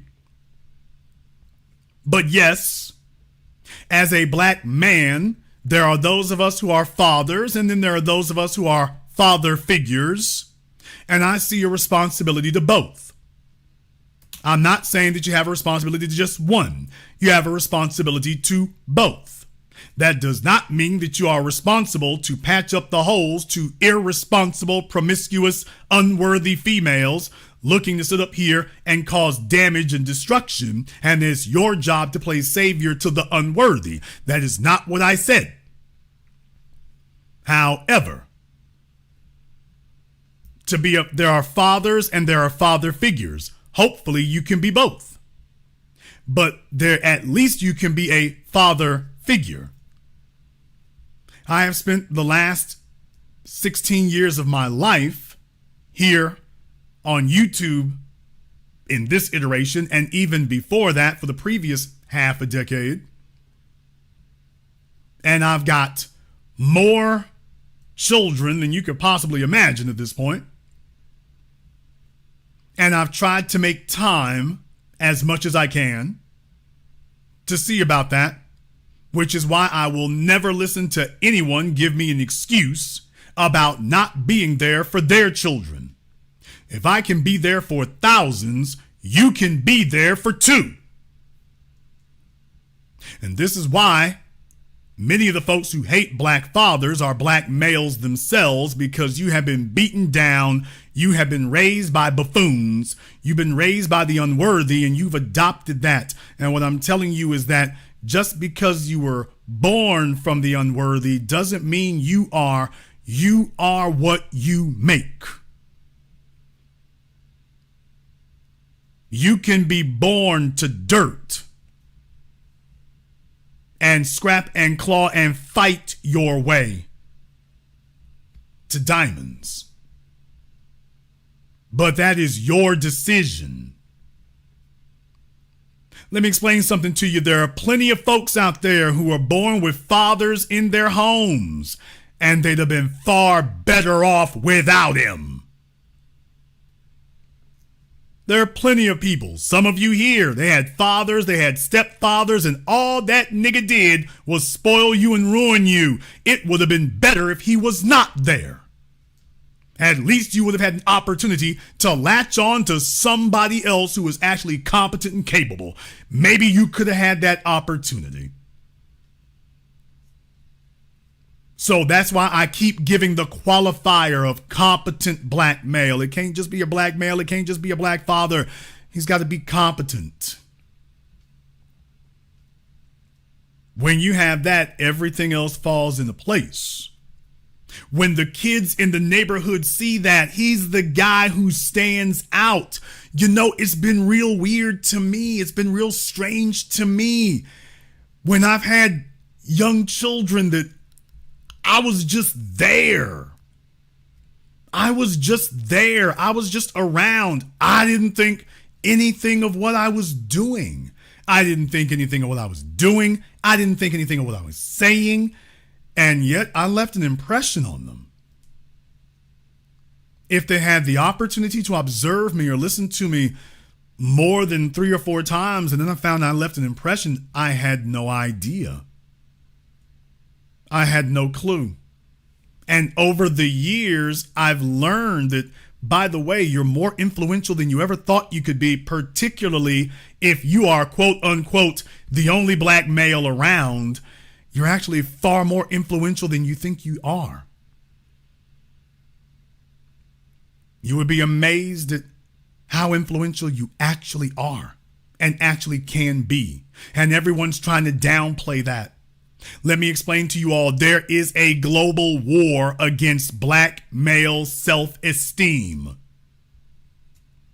And unfortunately, everybody is in on it, including an unfortunate number of black women are in on it. Everybody has a vested interest in making sure that black men are capable, but not too capable. Able, but not too able.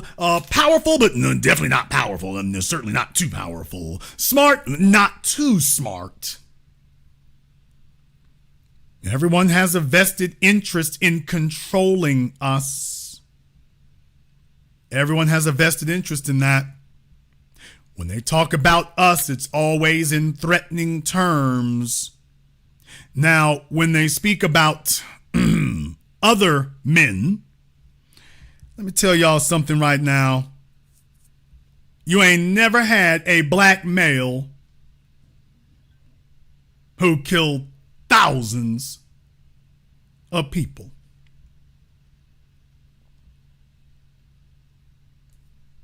Do you understand that?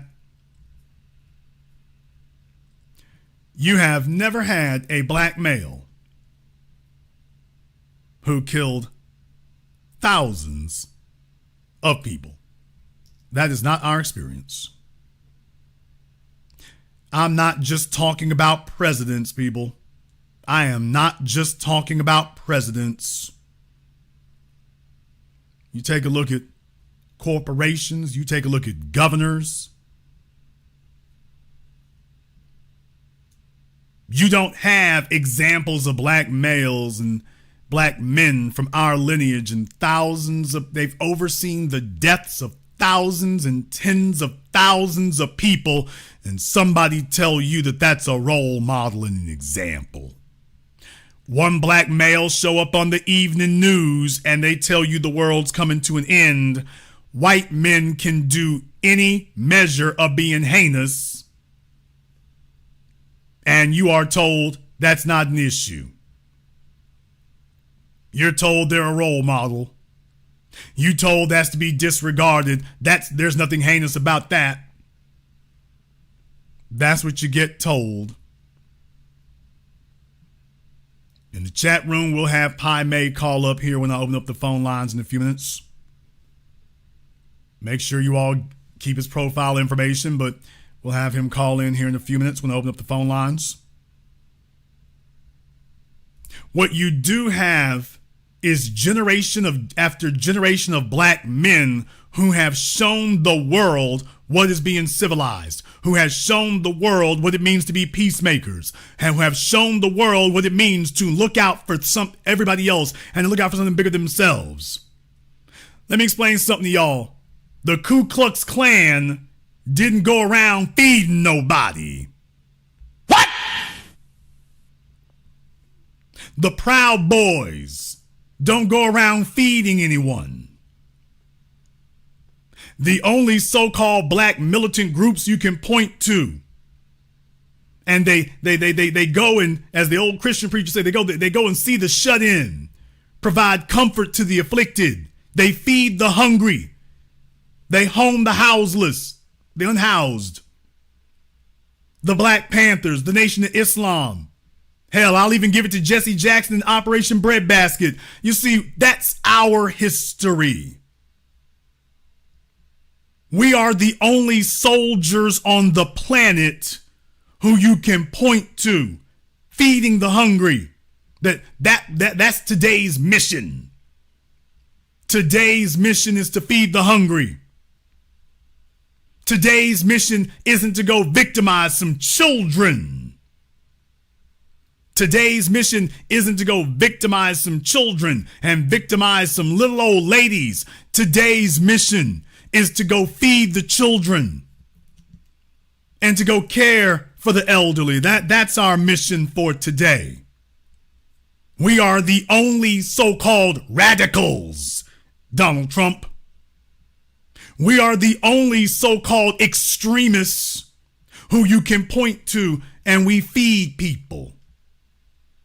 We house people. We clothe people. We help people get jobs. We help get them cleaned up. We get them off the streets. We help them to get their lives together. We're the only extremists you can say that about.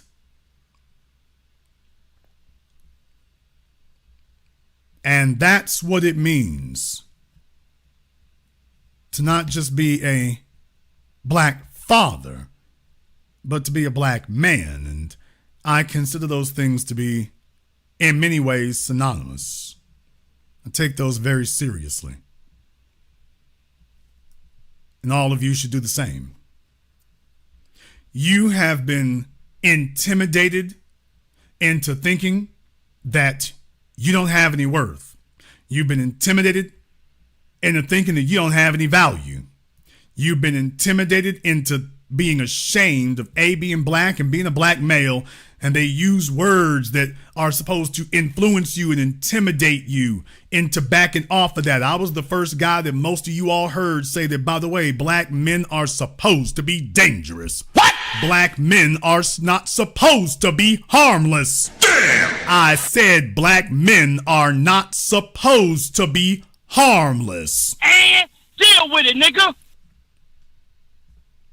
We are the only men on the planet who everybody wants to bludgeon us and beat us and tell you that we're supposed to be harmless. Now, they don't go to white men and tell them that they need to be harmless. They don't go to white men and say, we want to collect your guns. We want to buy back your guns.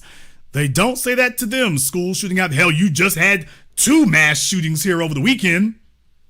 You just had 2 white men. Not 1, but 2. If you all have kept up with the news, you've had not 1, but 2. That's 2 that I know of. There's probably more than that, by the way. Those are just the 2 that made the national news. 2 white men. Here we go.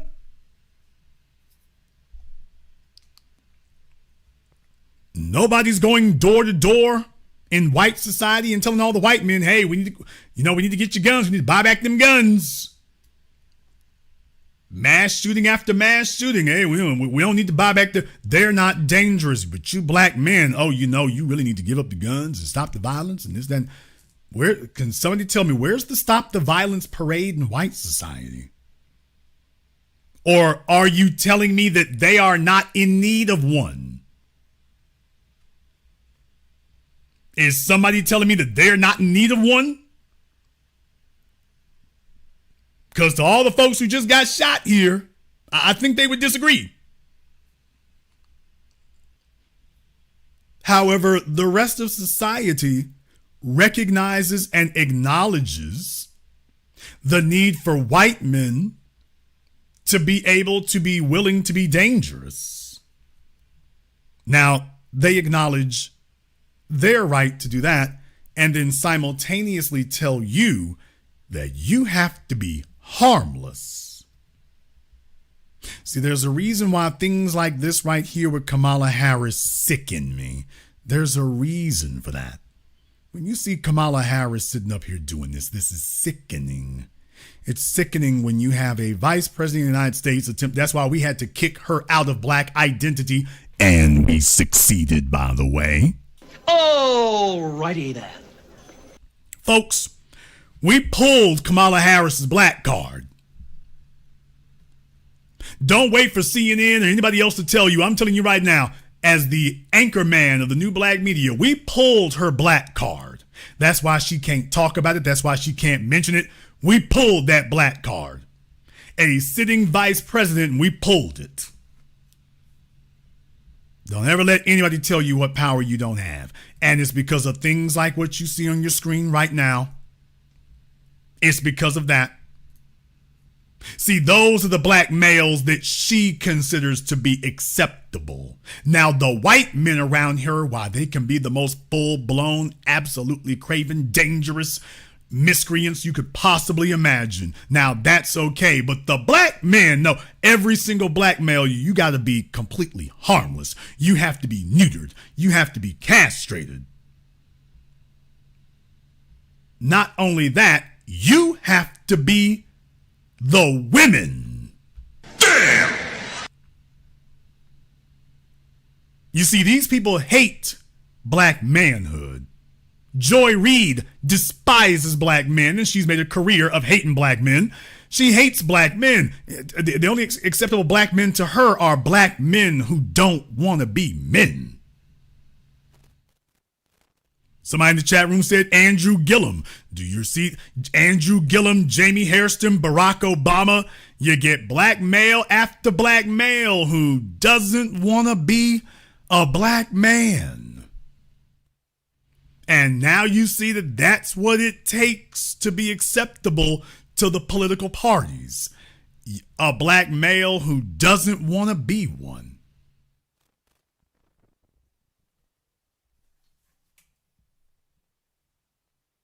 And as soon as you start talking about black fatherhood and black masculinity, they then tell you that it's toxic.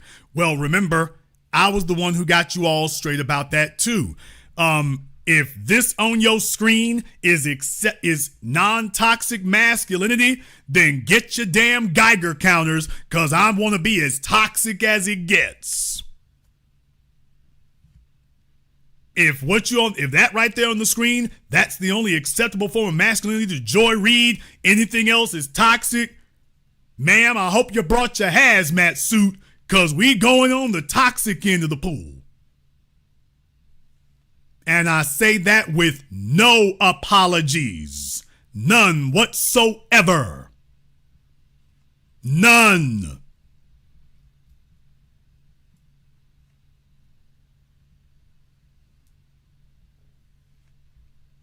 We are not safe. We are not. If you cross us, we're not harmless. If you threaten us, we are not safe. That is what I meant, what the hell I said. If you cross us, best believe we're not harmless. And if you threaten us, you best believe we ain't gonna make you safe. You're not in a safe place.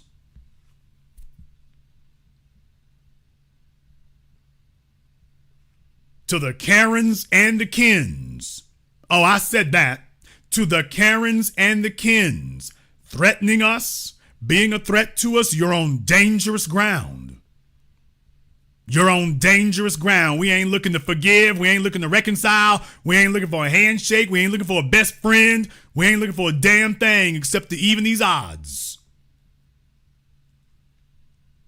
The last thing in the world we need is more safe black manhood. Nobody else is telling everybody else they need to be safe. They can do it however the hell they need to do it. Everybody else is out here able to bend the rules, make up the rules they go along, victimize people, every damn thing else. We're not doing any of that. And they're telling us, and you're still too harmful. You're not harmless enough. We're getting victimized by every damn body. Yeah, you're not harmless enough. Recognize when they put you in the trick bag, and recognize when they're trying to influence you to undermining yourself.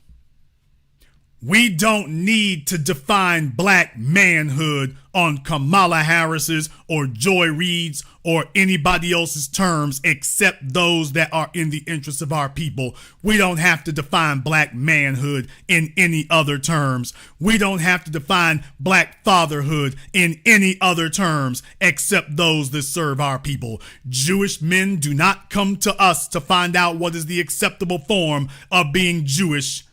Latino men don't come to us to find out what is acceptable.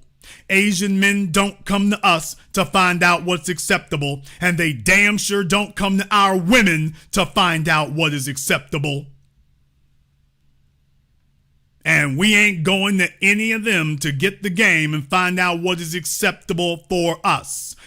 They are all influenced by us, not the other way around. We're setting the rules here.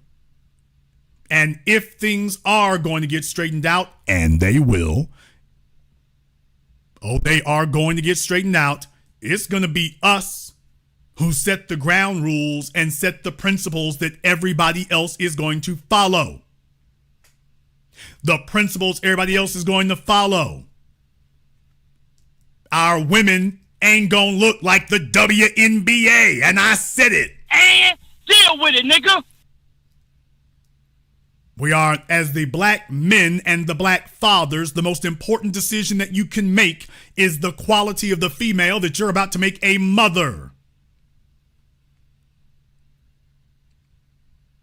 And the quality of that female don't need to look like the Nevada Thunder or the Las Vegas Fever or whatever the hell city it is. That ain't what we going for. And it's not going to look like Sexy Red neither. That's why the media wants to promote that so much, to make it seem like the Sexy Reds are winning. But fellas, I want you to understand, as the men, there's a reason why the sperm banks are empty and the community banks are filling up. I said that. It used to be easy to get black male sperm like that. The teen pregnancy rates, the bastard baby rates, them things used to be out of control. But we've trusted the black male blood, and it's correcting it. Getting a hold of our genetic material is not as easy as it used to be. Used to be real easy and simple with that simplified civil rights generation. It's a lot harder now, yes, because these black males see the value of their blood. I offended some people with that one. They didn't like that. I offended some folks. This next generation coming up sees the value of their black blood. They see the value of their black manhood. They see the value of replicating themselves. They see the value of that. And that ain't just for everybody. That's for a select few. So yes, it will be harder to get a black male's baby because it will be more difficult to qualify. You walked in the room here and said you got a set of ovaries. That worked for the civil rights generation. Bottom of the barrel standards. That doesn't work anymore. Nor should it. No, sir. The community banks are filling up and the sperm banks are running dry.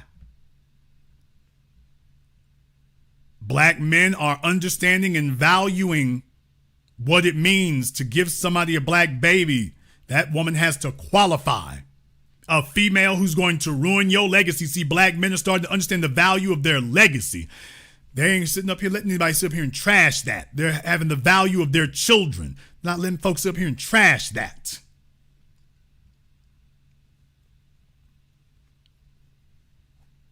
They know the value of seeing a better place than the one that was handed to them. And they value that.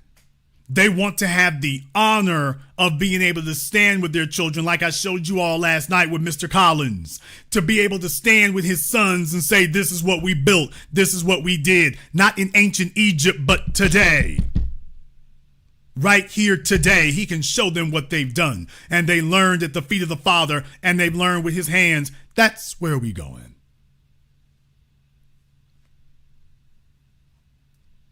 Black fatherhood is about recognizing what we're building. And on that note, I would like to remind you all, I want to thank everyone here for their support. The crowdfunding for the new film 8 a.m., which is my fatherhood work here. For those of you who never had the tools of economics explained to you, we've gone out of our way to go to the sources on these things. So far, you all have been contributing to that, so we appreciate that. I want us to outdo anything we've done. Folks, I don't think they've been contributing this hour here, but this is your opportunity. This is your opportunity. Usually I think we have like about a couple of thousand people contribute. We have time to match that. We have time to beat that. And I want us to show what that's really about, that we're a new generation and it's a new day. And this is what I've done. This has been my part. And this is what I've done to try to show that that's how serious that is to me. I want your children to have information they didn't have before. Michael Jackson had Joe Jackson. Beyonce Knowles had Matthew Knowles. What do your kids have? I don't know what they had before, but I do know what they're going to have now. See a white supremacy. I think that what slavery did for us is it created this sense that the white man's ice is colder and that we want to have a seat at that table and not a seat at our own table. At LSU, we never had a conversation about the business of sports, about the money that's made. They don't want to have that conversation because you have that conversation, that's what creates movements. Most people are miserable. They're depressed. They hate their life. Why do people hate their life? Because they're doing things they hate. Because they feel like they're scared they can't pay a bill. George Soros probably said it the best, and he said that when he was broke, nobody listened to him, but when he broke the banks over in Europe, he was able to start talking to the heads of state. Are you listening? Is this thing on? Let me tell you about the record industry. You walk into a major company, they got some of the prettiest women. You want some Perrier, you want some water. What do you need? Once they got you, it's just like that. What have you done for me lately? A lot of those athletes in college, 99% of them will not make it to that high level NBA, WNBA, NFL. If an artist is not a puppet, he's not going to be pulled to the top. It's the bottom line. Friends is friends and business is business. Never intertwining.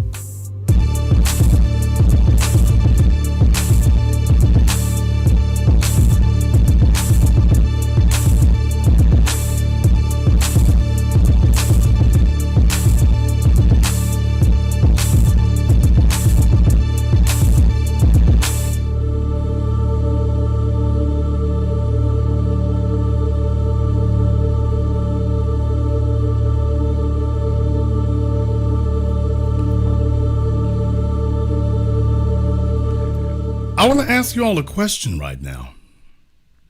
I want to ask you all a question. And something I don't think that most people have thought about. But I want to ask this question in context of what we're doing. Do you think we're done? Take a look at what we did in just the last 4 decades. And I want to ask you a question that I don't think anybody else has ever asked you all before. Might be difficult to even think about this. Do you think we're done? What I'm saying is that they're celebrating 50 years of hip hop. I'm like, you do realize that that's only the latest art form that we created, right? Do you think we're done? They all thought that rock and roll was the end of everything, and then we showed them actually, no, it's not. Do you think we're done? Do you think we're done? Do you believe that we're done? Do you think that that's it? Have you seen the best we have to offer? Think about that for a few moments here. Do you think our best days are behind us? The world is marveling at what we've done so far here. They're marveling at how we've recreated and redefined the world. Folks, do you think that hip hop and hip hop culture, do you think we're done? Do you think this is it, that we've reached the pinnacle of expression and that there ain't nothing new and we can't do something else? Do you really believe that? The reason I'm doing this work here and the reason we're talking about fatherhood today is, by the way, we brought you this far. We're not done yet. You haven't seen everything. I don't know if there is everything, but you ain't seen everything here. So to anybody who thinks that, by the way, we've seen everything they got to offer and, oh, well, they're done. We're done innovating. Now, I want you to understand, folks, the purpose of doing what we're doing is to inspire you because we're not done. Don't deceive yourself into thinking that this is it and you've seen everything we got to offer. We're not done. And that's an audacious statement to make because most folk want you to believe we are, but we're not done. And you're not done. So I want all of you to have your names on this. I want all of you, when it's time, bring your children, bring your nieces, bring your nephews. This is a family affair. I want everybody to be involved with this. Everyone. We're going to go ahead and take a very brief commercial, non-commercial break here. Before we do, I want to thank everyone who has contributed to support tonight's program. There in the super chat, I want to thank Joe Goat Lee, 11 FBA 11. And to all the new channel members here, Black to Deaf has gifted some memberships here, so we appreciate that. And to all of you tuned in live or recorded, thank you very much as well. We're going to go ahead and open up the telephone lines here. You'll have your opportunity to weigh in on this for a moment. This is the Black Channel. Hello, my name is Steve Burgess. I'm the author of this book, Guidelines for the Successful Student, a closer look at parenting your school-aged child. In this book, I've explained the role of the parent and the student in addition to what accommodations, procedures, rewards and consequences and expectations that need to be in place to ensure student success from primary to high school. This book is available on Amazon.com. For more information, please visit my link tree at Easy One-on-One. And to access my latest podcast, A Teaching Moment with Mr. B. Thank you all for listening. A white supremacist assassin seeks revenge. Corrupt FBI agents with evil intentions. Dangerous black collaborators dedicated to treason. Occam Jeffers must defeat them all and somehow survive. One misstep and he's a dead man. Join Occam Jeffers as he looks the devil in his blue eyes and tells him, Black first. A sequel to the underground hit War of the Heart, Spirit of 1811 Publishing presents God Love Us, on sale at Amazon. Pre-order and save today. Visit spiritOf1811publishing.com and show your love.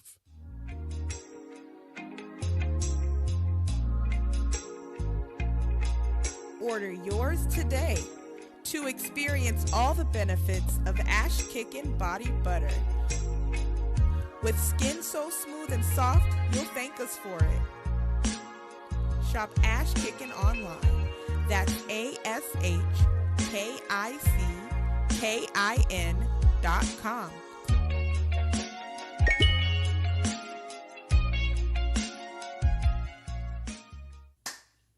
Hi, this is Brenda Starr, creator of Poetry with a Purpose and author of the book Pressed But Not Crushed. Pressed But Not Crushed is an anthology of political poems that address current and historical issues in American descendants of slave population and African American population.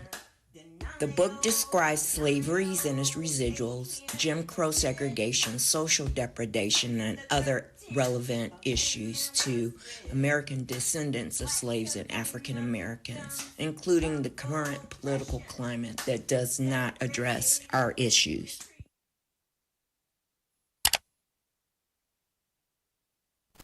This is the Black Channel. I am your brother, your host, your humble servant, the Black Authority. Very glad to be with you all here this evening.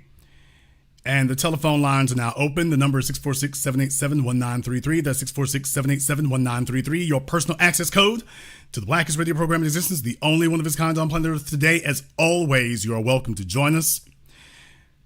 They say that today is Father's Day here, but I want you all to understand that as black men, that's every day. Black men have always taken care of the community. Black men have always stood up. We are the warrior class here. We have set the example that everybody else follows. We're not imitating their cultures. They're imitating ours. We're not imitating their version of masculinity. They're imitating ours. When it's time to get down in the streets and defend your people, even the biggest white supremacists start trying to inflect their black scent. We've set the standard and the model that everybody else judges themselves against. Even when it comes down to things like tattoos, how they do their hair, everything. We are universally identified as the warrior class to every group of people, everywhere. When it's time for them to stand up for their people, they start channeling their inner foundational self. They start channeling that. We set that standard. When they start looking to see what does it look like, when they start gauging whether or not they on point standing up for themselves, they look at us and that's what they start imitating. What are you talking about?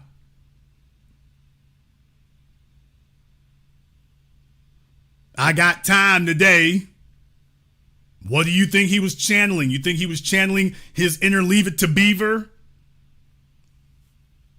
You think he was channeling his inner Baywatch? Where do you think he got that from?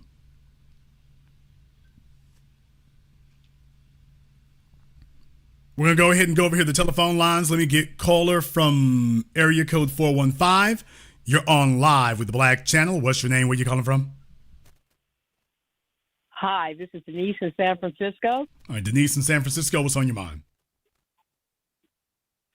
I want to say thank you for tonight's broadcast. It left a lot to think about.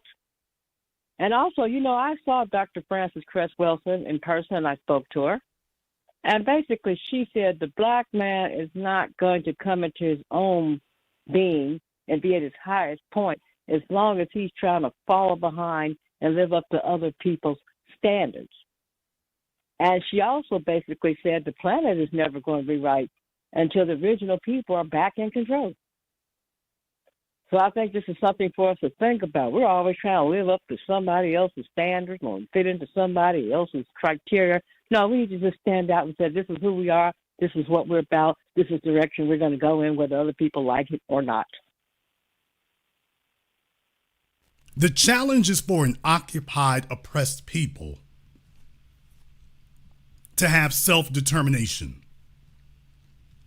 I agree. It's very challenging to have self-determination when you are constantly under siege from outside.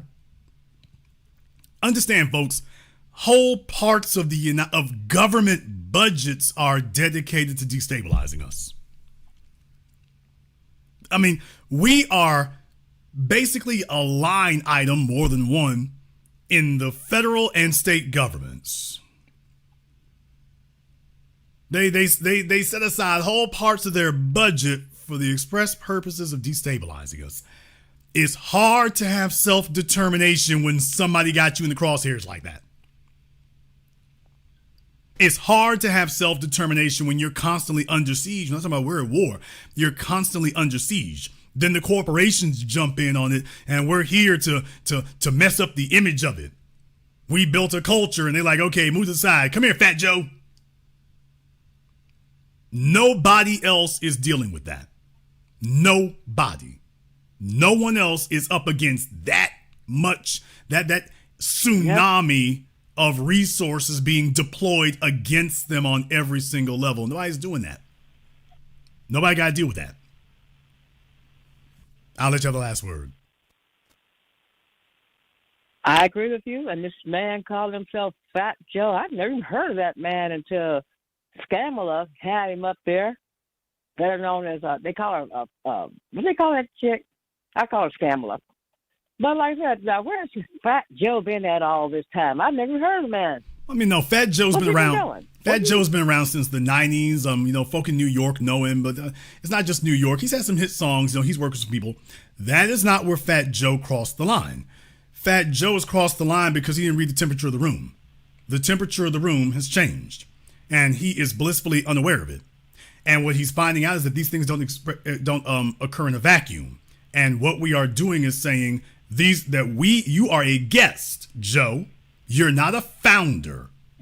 You're a guest in our house. You did not build the house. At best, you helped us one evening to put down the Tupperware. You didn't build the house. You had nothing to do with that. You cannot show us what your contribution was to building it. You came along later and you are a beneficiary of what we built. We are not a beneficiary of what you've done. And so all we are doing is setting the record straight for him and everyone else that going forward, this is our cultural and intellectual real estate. This belongs to us. You are not going to take it. You're not going to co-opt it. And we are going to pass this down to our progeny. And we're going to pass it down to them as it was passed down to us. And it will benefit them as it has benefited us. We are not going to be carpetbagged and colonized. And all we're doing now is making sure that we've cleared the air for some misconceptions that he may have had. Now, the mistake he's making is trying to stand strong because it's obviously not working. Thank you very much for giving us a call tonight. Let me get caller from area code 646. You're on live with the Black Channel. What's your name? Where you calling from? It's Onan from Queens. What's up? Onan from Queens. What's on your mind?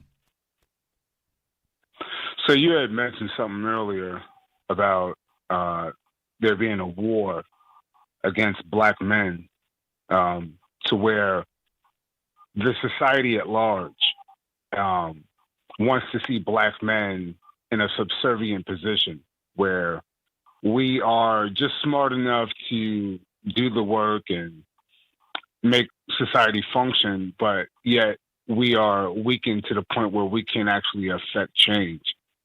And when you said that, it made me think of Malcolm X. Malcolm X, when he's growing up as Malcolm Little, and his teacher was telling him that he could never become a lawyer or anything of any significance in the society because, as the teacher said, he's a nigger. And niggers aren't supposed to do anything like that. You're supposed to be a carpenter, you're supposed to work with your hands. But it just made the point for me that basically a black man is not supposed to rise any higher than a certain point in society. And I have to thank people like you and Brother Tariq Nasheed and Professor Black Truth for being beacons of light and really being an example of what black men are supposed to be. And I have to give you your flowers. I mean, ever since I've been listening to you and the new black media, my entire life has changed. I totally look at the world differently now, but I'm not going to make it too much about me. But I'll leave it there. Thank you very much for giving us a call tonight. Folks, this is new. The civil rights generation was trying to chase integration. This is why everybody's got to get a wake-up call, because this is brand new. Up until now, the agenda has been integration, so a Fat Joe could move the way he was moving. The rest of these folk could do what they was doing because that was the agenda then. They had no idea that the children of integration have rejected it. because we saw it was a trick bag. So everybody's getting a wake-up call and they're getting reprogrammed to realize, oh hell, y'all ain't with that old program. No, we're not. Caller America code 870, you're on live with the Black Channel. What's your name? Where you calling from? Oh, I'm calling from Whitehall, Arkansas. Okay, whoever you are there, you have your phone on speaker or something. You're going to need to take it off. It sounds like you're about 10 feet from your phone, whoever it is. Thank you so much. Can you hear me clearly now? Yes, what's your name? Where you calling from? My name is CO. I'm calling from Whitehall, Arkansas. All right, CO from Whitehall. What's on your mind? I'd like to first say thank you so much for having a platform. Secondly, I'd like to thank all the listeners that are listening. Well, while we are at war, we are in a crisis right now. It's not just about the fathers, the mothers, the children. They have passed laws against you. The laws that are passed now are stated that you won't have anything. Not only have we been integrated, but we must remember our heritage. We are not black. That's why you can't get reparations. There's not a black nation. You're not African American. So when you go to the courts, you're claiming African first. You are the autochthonous people of the land. You are indigenous, not native. The only thing that Obama did do for you is okay, for you sir. to claim your native, to claim your indigenous all right, heritage. Sir. We to get okay, your money. sir. No. See, you sir. want to talk about all that, but listen to. Okay, folks, you're not going to talk over the host. You have to understand there are certain powerless black males. Certain black males are powerless, and when they see black men who do have power, the first thing they do is they start lead pipe babbling, and they start bass pipe babbling, and see, the issue is what you call yourself. As if what you call yourself, as if the dominant society is obligated on whatever you call yourself. We use these terms amongst each other as a form of commerce and understanding, but none of us thinks that you're going to impose that on them. So you got to understand, powerless individuals, they get among folks who do have some power amongst themselves. And see, that's the issue. Y'all doing it wrong. What you do right there. You can't get nothing done. Where are you calling us from? Whitehall, Arkansas. Okay. So just understand that they sit around and whatnot, they pontificate, they fantasize, they intellectually masturbate to a disturbing level. See what happened here? Y'all need to show me me. You need to do right there. Okay, and after you get finished with your stupidity that you're babbling, what are you going to do? And of course, you understand, y'all who've been following me now for 15 plus years, you all know that when you get to that question, it's like, okay, we'll call ourselves whatever you want us to call ourselves. Now that we all agree on that, what are we going to do about white supremacy? Well, see, we gonna get together. Remember the last one we tried that? We gonna get together. What does that mean? We gonna get it right. What does that mean? We gonna get our hands together. Okay, and then we're going to do what? And then we're going to make a plan. Okay, and what are we going to do? We're going to get on the same page. Okay, so those are metaphors. What are we going to do? Now that we all agree we're calling ourselves whatever you want us to, what are we going to do? We going to do the right thing.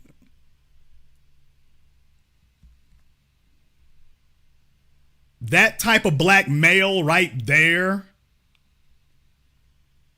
the failed babbler, that's the kind of guy that we've separated ourselves from. We ain't looking for the failed babble dudes, the fellas who've been to prison and whatnot. No disrespect for going to prison necessarily, but you got to leave those prison coping mechanisms in the pen. That may have been something that you used as a mechanism in that environment to survive that experience. I understand. You have to leave those failed, powerless mechanisms in the pen. that intellectual masturbation because you want to keep your mind busy because they've isolated your body. That's basic psychology. They've isolated your body, so now you want to keep your mind busy. Understood. But aside from that, it doesn't work. It doesn't work. Let me get caller from area code 202. You're on live with the Black Channel. What's your name? Where you calling from? Hello. Can you hear me? Okay, what's your name? Where you calling from, sir? Oh, yeah. I'm Will from Northwest Washington, D.C. Okay, Will. Folks, if y'all are on the phone tonight here, everybody who's calling in, take your phones off a speaker, take your phones off of Bluetooth, take your phones off of those headphones, those wireless earbuds you all are using. They're not nearly as fly as y'all think they are. They're not picking up nearly as well as you might tell yourselves they are. So everybody who's calling in, take off the speaker phones and the wireless earbuds and whatnot. They're not the business. Okay, I'm straight on the phone now. Can you hear me better? Okay, what's your name? Where you calling from?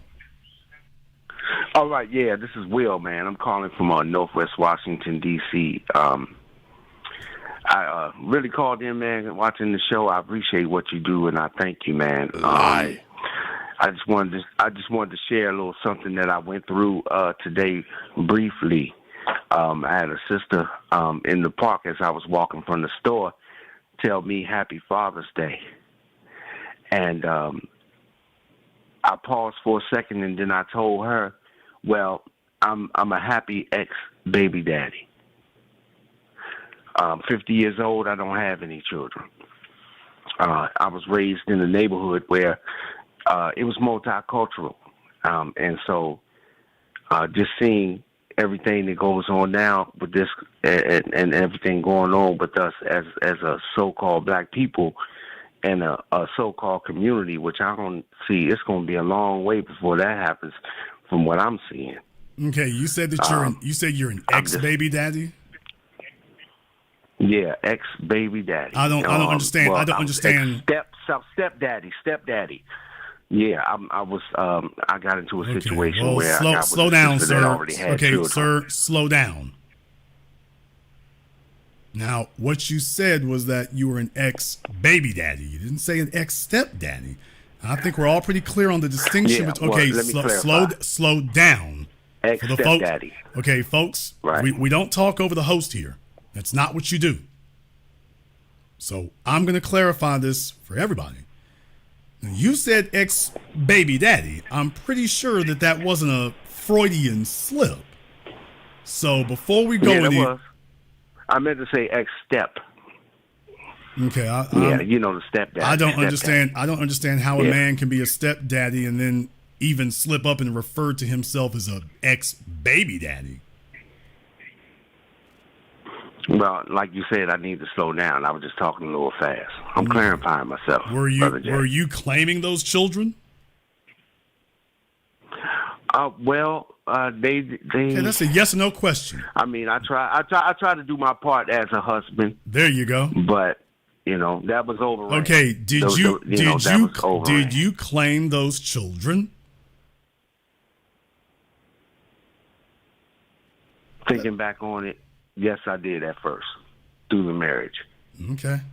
But then I found out later that just because we are married doesn't mean that I could do that. Okay, sir. And what has been your contribution to black society and the black community at half a century old? Well, my contribution to black society, I would say it would be in the way that I carry myself and the things that I agree with and the things I don't agree with. Like the things that I don't agree with is a whole lot of the music, the influence of it, the way that it's just toxic, and I believe it's destroying the black community. Okay, sir. Well, that's great. That's great, But that's not your contribution, sir. So you're making observations. Let's try this again. What has been your contribution, not your criticism? What has been your contribution, sir? Mm-hmm. Well, all right. My contribution to black society has been to show the white people where I live.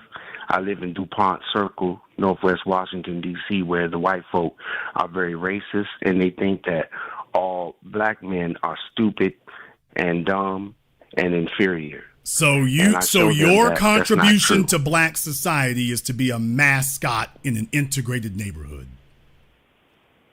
No, I'm not a mascot. Okay, that's what you just said. Myself. That was what you just said. You just said that your job was. I'm not a mascot. You said your mascot, sir. You said that I'm quoting you. Your exact words were, "My contribution is to show the white folk here that I'm not like the other Negroes."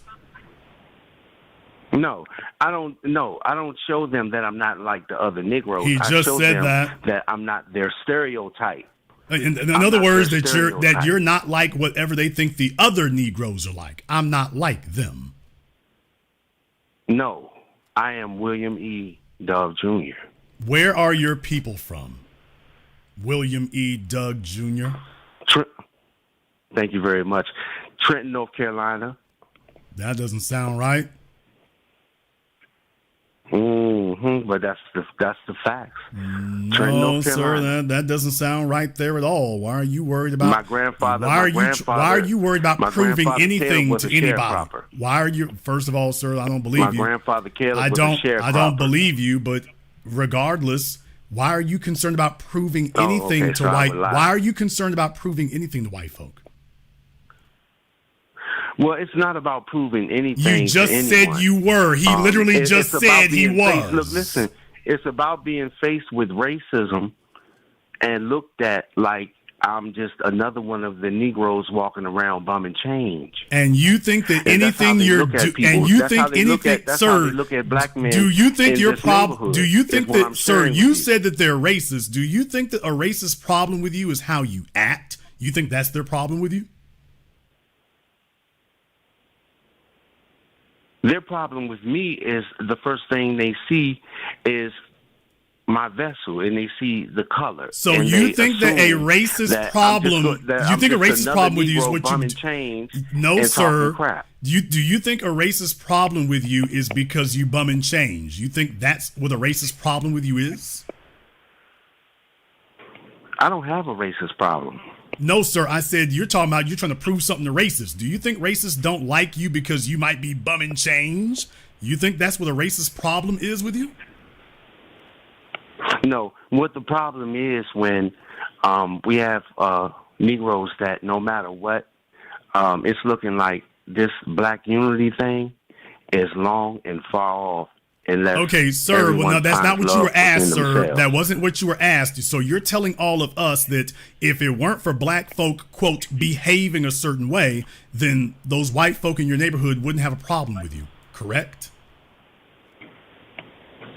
Well, they already had a problem from what they already did. Okay, no, sir. That's not what you were asked. We'll try this again. His comprehension is not very good. You're sitting up here talking about you're not like the other Negroes. Do you think that if black folk weren't behaving whatever stereotype you think that is, do you think then white folk wouldn't have a problem with us? Well, the way I perceive it is, how could they? If black folk weren't putting themselves on display, you need to come to Washington, D.C. and see this for yourself, okay? If they weren't putting themselves on display the way that they do and give them a reason to say, oh, look at those black folk. They're all crazy. They're running around. They're foaming at the mouth. They're bumming change all day. Then, yes, their perception would have to be different. I'm not a preacher, but the Bible says our people suffer for lack of knowledge, and that's why I watch your show. And I believe that lack of knowledge is a huge factor as to why we, as black people, go through this thing.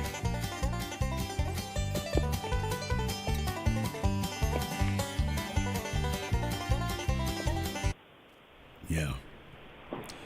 He doesn't think that white supremacy is about white supremacy. He thinks white supremacy is about us. But then again, he can't explain to you why it is that their behavior today is exactly the same as their behavior. Sir, be quiet. Sir, you will not overtalk the host, sir. Sir, you are not going to overtalk. Sir, you're not going to interrupt the host while he's talking. You will not do that.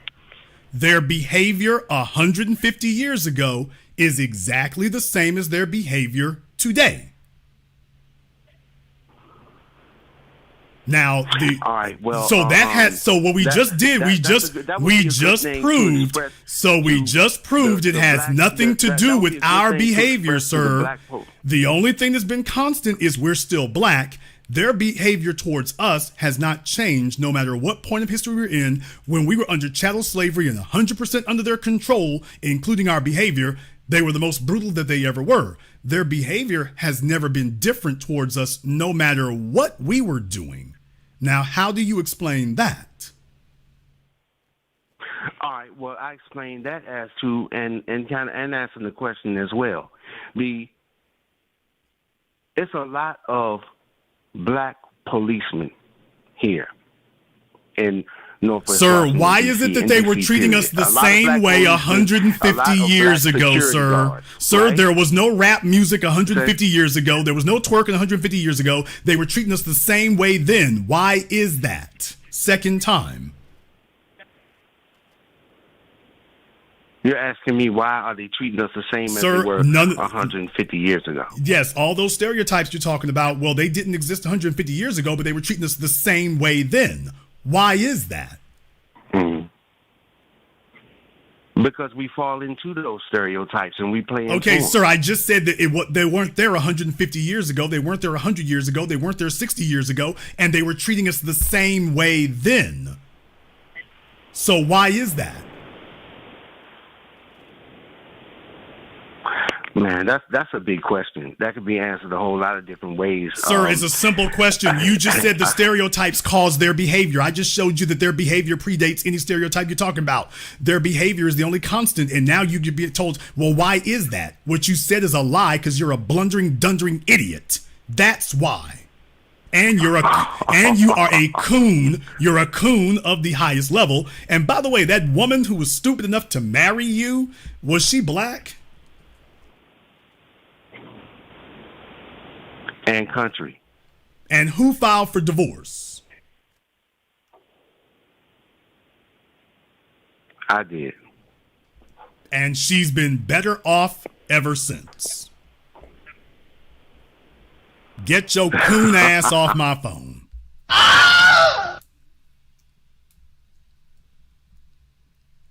Jason, let him talk. Let him talk. Let him talk. Let him talk, Jason. Let him talk. Let him talk. That's the kind of old black male we done got out the paint. That's the kind we done run off the block. That's the kind that he can't go anywhere and speak. He can't post up on the block. He can't talk about it. What did he just tell you? I gotta live among the white folk. He can't live among black people. Nobody is letting him be their representative. That day is the day of the Geechee. That's over. He can't sit up and do nothing. The day of the Sambo is over. He can't sit I told y'all, just like Byron Donalds, the rest of them, he can't sit among the men. He can't sit among the warriors. He can't sit among the tried and true. He can't sit among them. He can't sit among none of us. The second he opened his damn mouth, we see it's done. Oh no, bro, you can't post up with any of us. Paperwork came back dirty as hell. Soon as he sat up here and tried to talk trash, I wanted y'all to know that's a paperwork check. What you just saw right there, y'all see me do this for years and years and years now. That was a paperwork check. Wait a minute now, you talking all off code. Let me see the paperwork. Let me see the paperwork. Whose man is this? Where your paperwork at? Y'all saw what happened. As soon as we asked for the paperwork, it went down just that quick. Dead in the water just that fast. Paperwork came back dirty just that quick. See, the problem is with the community. Where you at? I live among the white folks. Why? I'm trying to prove something to them. Because the rest of y'all is bad, but I'm good. Yeah, the rest of y'all stereotypers. See, if y'all would get it together. Paperwork came back dirty just that damn quick. And by the way, DC ain't gonna fool with a coonskin cat wearing ass like him. They ain't gonna fool with him. Not at all. And there's nobody in DC looking for him. Nobody in DC is looking to him for leadership or direction. Nobody's looking to him for that. Call America code 213. You're on live with the Black Channel. What's your name? Where you calling from? Hello, Jason. This is Omari calling out of Los Angeles. Omari out of LA. What's on your mind? Hey, Jason. This has been a great broadcast, and I'm loving it so far. I just want to apologize if I get off topic. I don't think I'm getting off topic, but I think when I say what I'm going to say, maybe you'll vibe with what I'm saying. And if you don't cover it tonight, maybe you'll cover it later on down the line. Talking about black families and black fathers, you know who was never really for the black father or the black family? Someone by the name of Jody Turner Smith. And then maybe you've heard of this person. Maybe you haven't heard of her in a while. But if you recall, this Jody Turner Smith person, she made a lot of noise a couple of years ago when she got with this white man, Joshua Jackson. And apparently it just changed her life forever. It was a revelation. It was a genesis. It was just an evolution, and especially when this Jody Turner Smith woman had a biracial child with this Joshua Jackson, with this white man, because she came out talking so much nonsense about how it showed her the truth about racism, how it showed her how transcendental we had become, and how we moved in a post-racial society, and how everything was made clear when she had this biracial baby. Suddenly she just understood racism, and she just understood all the pain and stuff like that. Okay, brother, I'm not really. But maybe you had. I'm not really understanding what that's got. Maybe you had. Okay, I'm not really understanding what that's got to do with what we're talking about here tonight. So, I mean, we know who Jody Turner Smith is. And here's my point. Her bedwench credentials are platinum plated. So let me find out. And here's my point, Jason. But maybe you haven't heard. I'm sorry. Maybe you haven't heard. They broke up. They're no longer together. Yes, sir. And I haven't heard anything from her. That's my problem. The issue there is she's been trying to chase a job and a gig ever since. I think she's been on a Star Wars TV show or something. But yeah, I mean, she can't really speak on that anymore. And no, just like the rest of them there, now that it's gone bad, so she's trying to get mobbed up with white women now. So she's still trying to get them to give some benefits from white society. So what she's done is just take that L and just keep it moving, because she's still dependent on them for their daily bread. So she's kind of doing a Halle Berry. But Jason, we can't let her keep moving. We can't let her keep moving. They talk so much. And again, my point is, Jason, if she was with a black man and that relationship failed, and then that black man went on to another prominent black woman, a.k.a. Lupita Nyong'o, and he was booed up with her and left, we would hear it nonstop. We would hear the black man's name dragged through the mud. Maybe we would. But, I mean, in her case there, she's not really in black society to begin with. I mean, she's in white society or LGBT society, but she's not really among us to begin with. So definitely, I mean, her experience, she the only reason we would mention her name is because she had an opportunity to do the right thing. Exactly, yeah. She chose to do something different. She's not worth your time. She's not worth it. She's not worth it. Thank you very much for giving us a call tonight. She certainly isn't. Let me get caller America code 651. You're on live with the Black Channel. What's your name? Where you calling from? Good evening, Jason Black. This is Bill calling out of Minneapolis, Minnesota. All right, Bill out of Minneapolis. What's on your mind? Yeah, I got this one quick thing. These last few calls have been going off a little bit off the rails here, so y'all need to calm down. So, but to stick to the subject in hand here, I think the one thing that we have to, basically we have to remind ourselves in this wonderful broadcast you've conducted is the importance of the father in the home. More importantly to it, basically structuring the lessons and all the things that the father will pass on to the children is going to be critical to the development of the next generation of black kids. And for me, watching this broadcast brought into light about the phone call you had with that old civil rights generation caller from a few weeks ago, and talking about the fact of how Malcolm X was willing to sacrifice, family time for the sake of basically fighting against white supremacy. And so really the significance of that is that without these strong black father figures in the home, a lot of the children would be lost. And so to me, it's really shining a light of that, and I'm really learning a lot from this, in the most critical way. And I really appreciate you putting this into light because it's very important. It is very important so much. Thank you very much for giving us a call tonight. Let me get caller from area code 571. You're on live with the Black Channel. What's your name? Where you calling from? My name is Shakir. I'm calling from Arlington, Virginia. Shakir from Arlington, Virginia. What's on your mind? There is the biological father, but then there's the intellectual father too. And I used to listen a lot. You may have heard of him, Gary Bird from WLIB, and I used to listen to Bob Law. And I'm kind of thinking, for me, they were kind of like intellectual fathers for me. I think you're approaching that category, I think, because those are, two people that are high up on my list. But they spoke very favorably of the Nguzo Saba, or the 7 Principles of Blackness, being what we call being on code. They talked about that a lot. So whenever I hear people talk about being on code, I'm thinking of Maulana Karenga and the 7 Principles of Blackness. Now, Kamala Harris, she talks about Kwanzaa, right? But I don't even think she even considers the 7 Principles of Blackness and what Kwanzaa was built up out of. But Bob Law and Gary Bird, when I listen to them, and I know Gary Bird used to always start off his program with the 7 Principles of Blackness.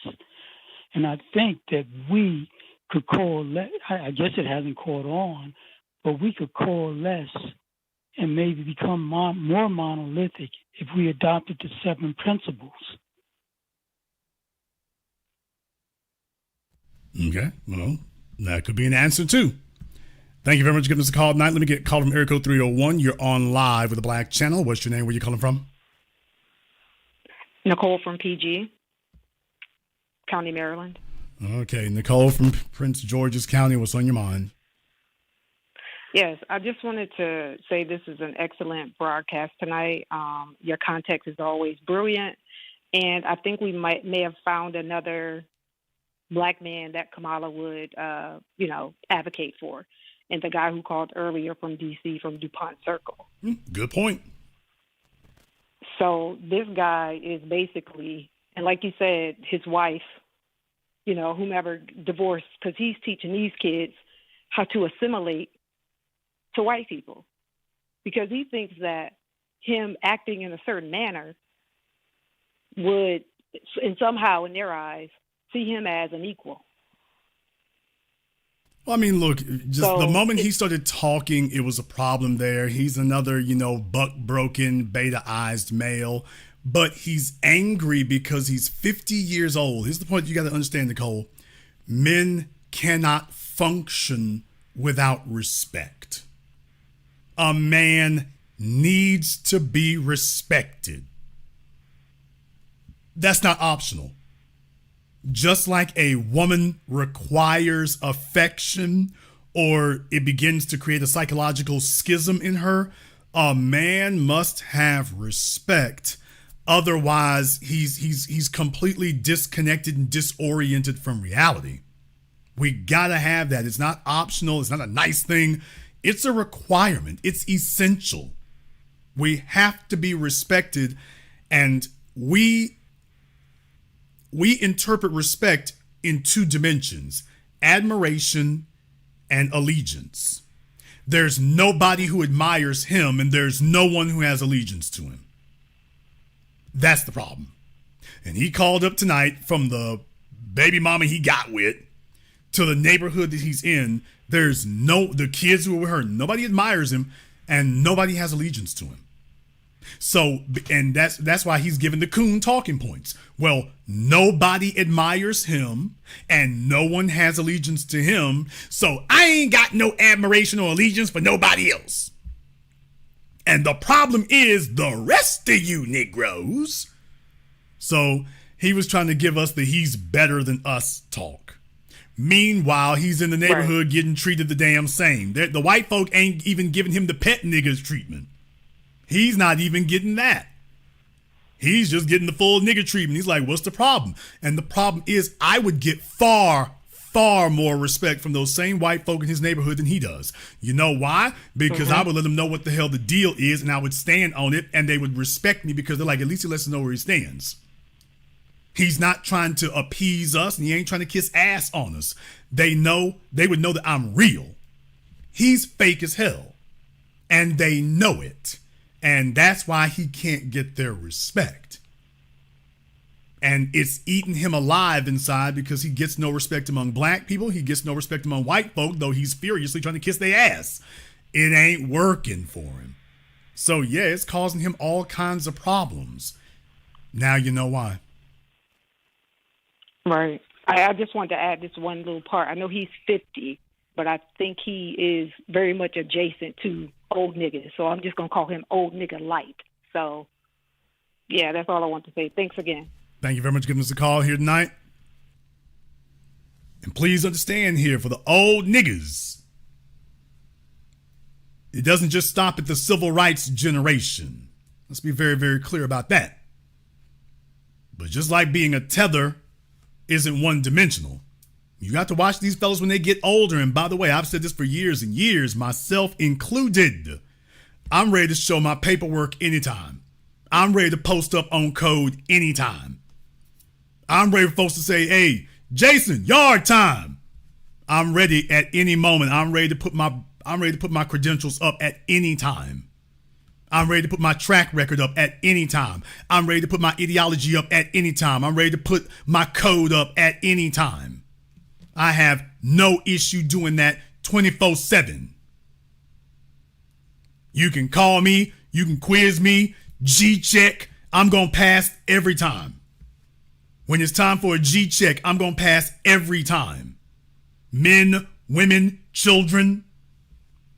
I have no problem with people saying paperwork check. I got no problem with folks saying documents. Where's the paperwork? I have no problem with it. When you ask me where you stand, where you from, where you at, where you stand on this, you can ask me all the questions you want to. My paperwork is good. The rep is good. My code is good. And I want you all to understand that's the way it needs to be going forward. Everybody might know Jason Black, but Jason Black still got to keep his paperwork current and up to date. Well, Jason, you done put decades in the game. That's not what I taught you all. I didn't teach you all to judge me on what I did 2 decades ago, a decade ago, 5 years ago. It's got to be up to date. You're going to have to judge me on what I did yesterday, today, and tomorrow. It got to stay up to date. You don't get a lifetime pass. You don't get a lifetime certificate. You don't get a lifetime license. Your license is up for renewal all the time. Your license is up for validation all the time. You gonna have to live by it and die by it all the time. We have had entirely too many people who have come through black society false flagging, faking like they down with the people when it was to their benefit, and then they flip on it. No, that's why I said we need to create some awkward moments. Your card might have worked yesterday when you came up to the door and swiped your card. It might have worked yesterday. Oh, but if we see some off-code stuff, you swiping it today. Hey, the door ain't opening. Hey, it's been opening for the last 20 years. Look here, bro. We saw something here, man. You need to come give an accountant of this right here. We paperwork check. 20 years. Look what I done did for y'all for 20 years. Yeah, that was 20 years ago. We talking about 20 minutes ago. Paperwork check. What you mean? Yeah, bro, you was all off code with them white folk over there. There's a room full of white folk, and all of a sudden you was talking like them. What's going on here? Well, you see, sometimes y'all do be messing up, though. Oh, okay. Let me get that card right quick and cut that bastard up for you.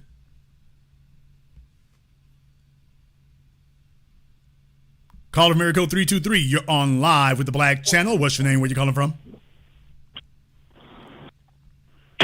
Good evening, Big Brother Jason. This is Brother Elijah calling out of Brooklyn, New York. All right, Brother Elijah, the Brooklyn, what's on your mind? Brother, I got a question. This is a wonderful broadcast tonight. I have this question. You know the history better than I do. Do you think that maybe, I don't know this guy Byron, I don't know him, but do you think that when he was saying basically when the Jim Crow was lifted, that opened the door basically for more black fathers to leave the house, and why? Yeah, I mean, what he was trying to say, because he's an inarticulate baboon, he doesn't come from... Yes, sir. He neither comes from our lineage nor from our code. Yes, so sir. It's not just that he doesn't come from our lineage, he doesn't come from our code either. And because of that, because he's not really with us, he's not with us genetically, socially, geographically, or ideologically, he can't articulate it like that because that's not what he really thinks. He thinks that Jim Crow was just a minor inconvenience. He thinks that Jim Crow was just an alternative system because when he's sitting alone with Ron DeSantis and the rest of the right-wing Republicans, that's what they say. Slavery wasn't that bad.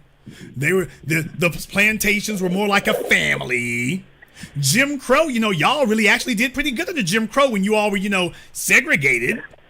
Never mind the fact that we were separate but unequal. We were separate but oppressed. So you see this, it wasn't like Jim Crow was we were just by ourselves. We were under constant siege. Black folk were getting lynched all over the place, firebombed all over the place. We were segregated, but white people had the authority and permission to come into our neighborhoods and brutalize us at any time. And they did.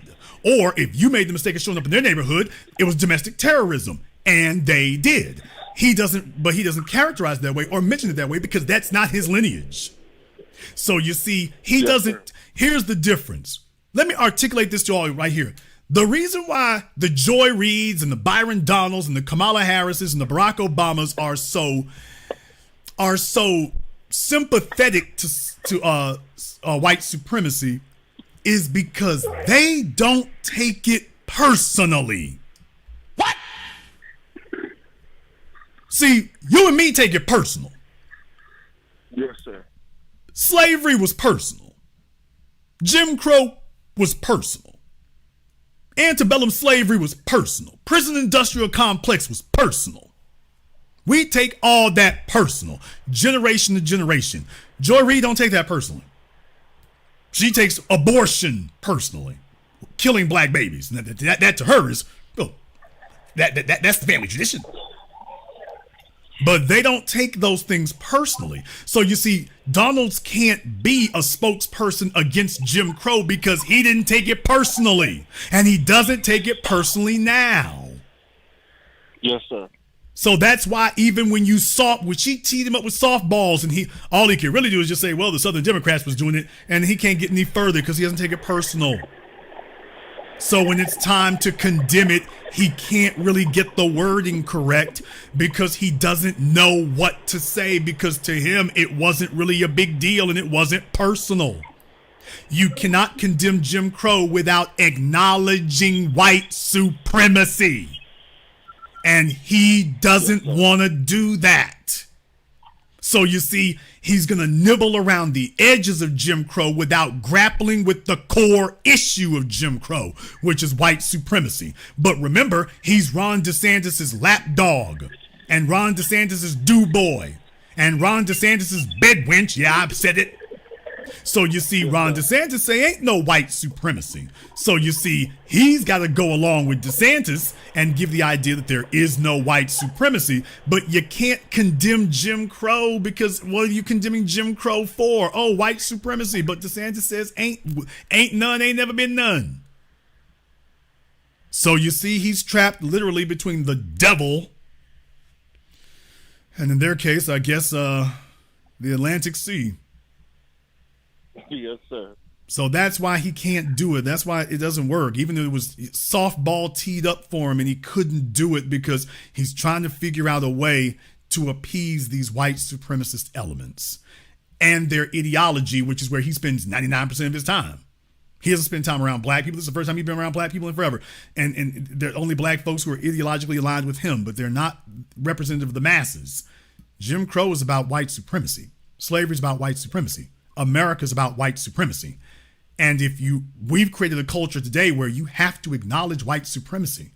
He won't do it. Therefore, all he really did was vomit all over himself. Yes, sir.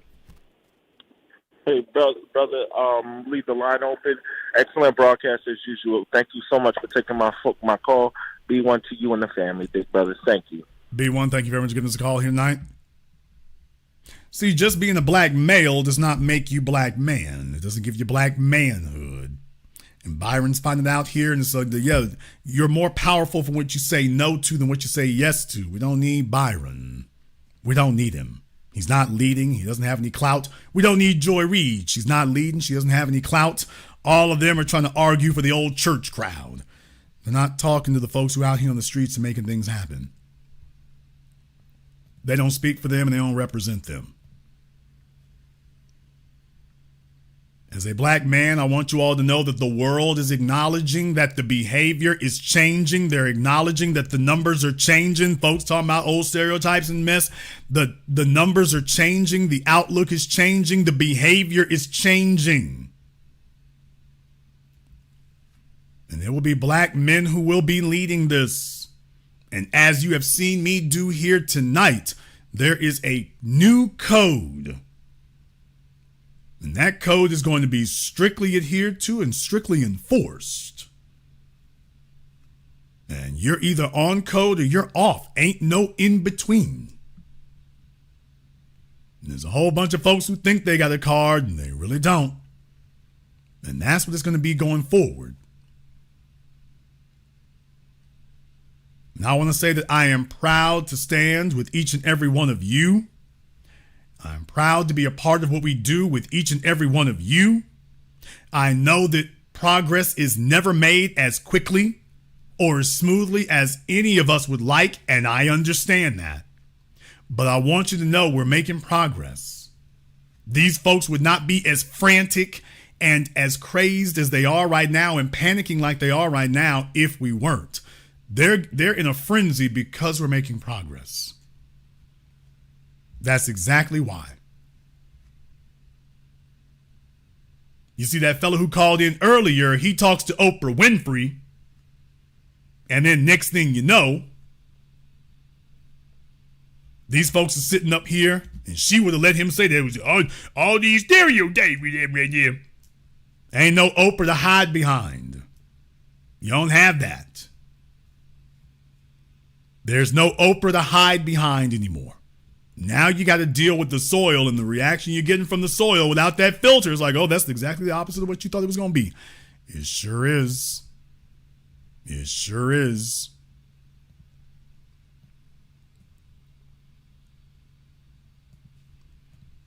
You all still have time here tonight. You all still have time here tonight to contribute to the crowdfunding here. I want to thank everyone who has done that. I also want to thank everybody here, by the way, who has contributed to support tonight's program. My man, Mr. Richburg, and everybody else here who's contributed. Thank you very much. This is not about getting praise here. This is what you're supposed to do, folks. I've never looked around for somebody to praise me for what I do. I get up every day. I come out here every week. I show up every time, and I do what is expected. I don't need a parade.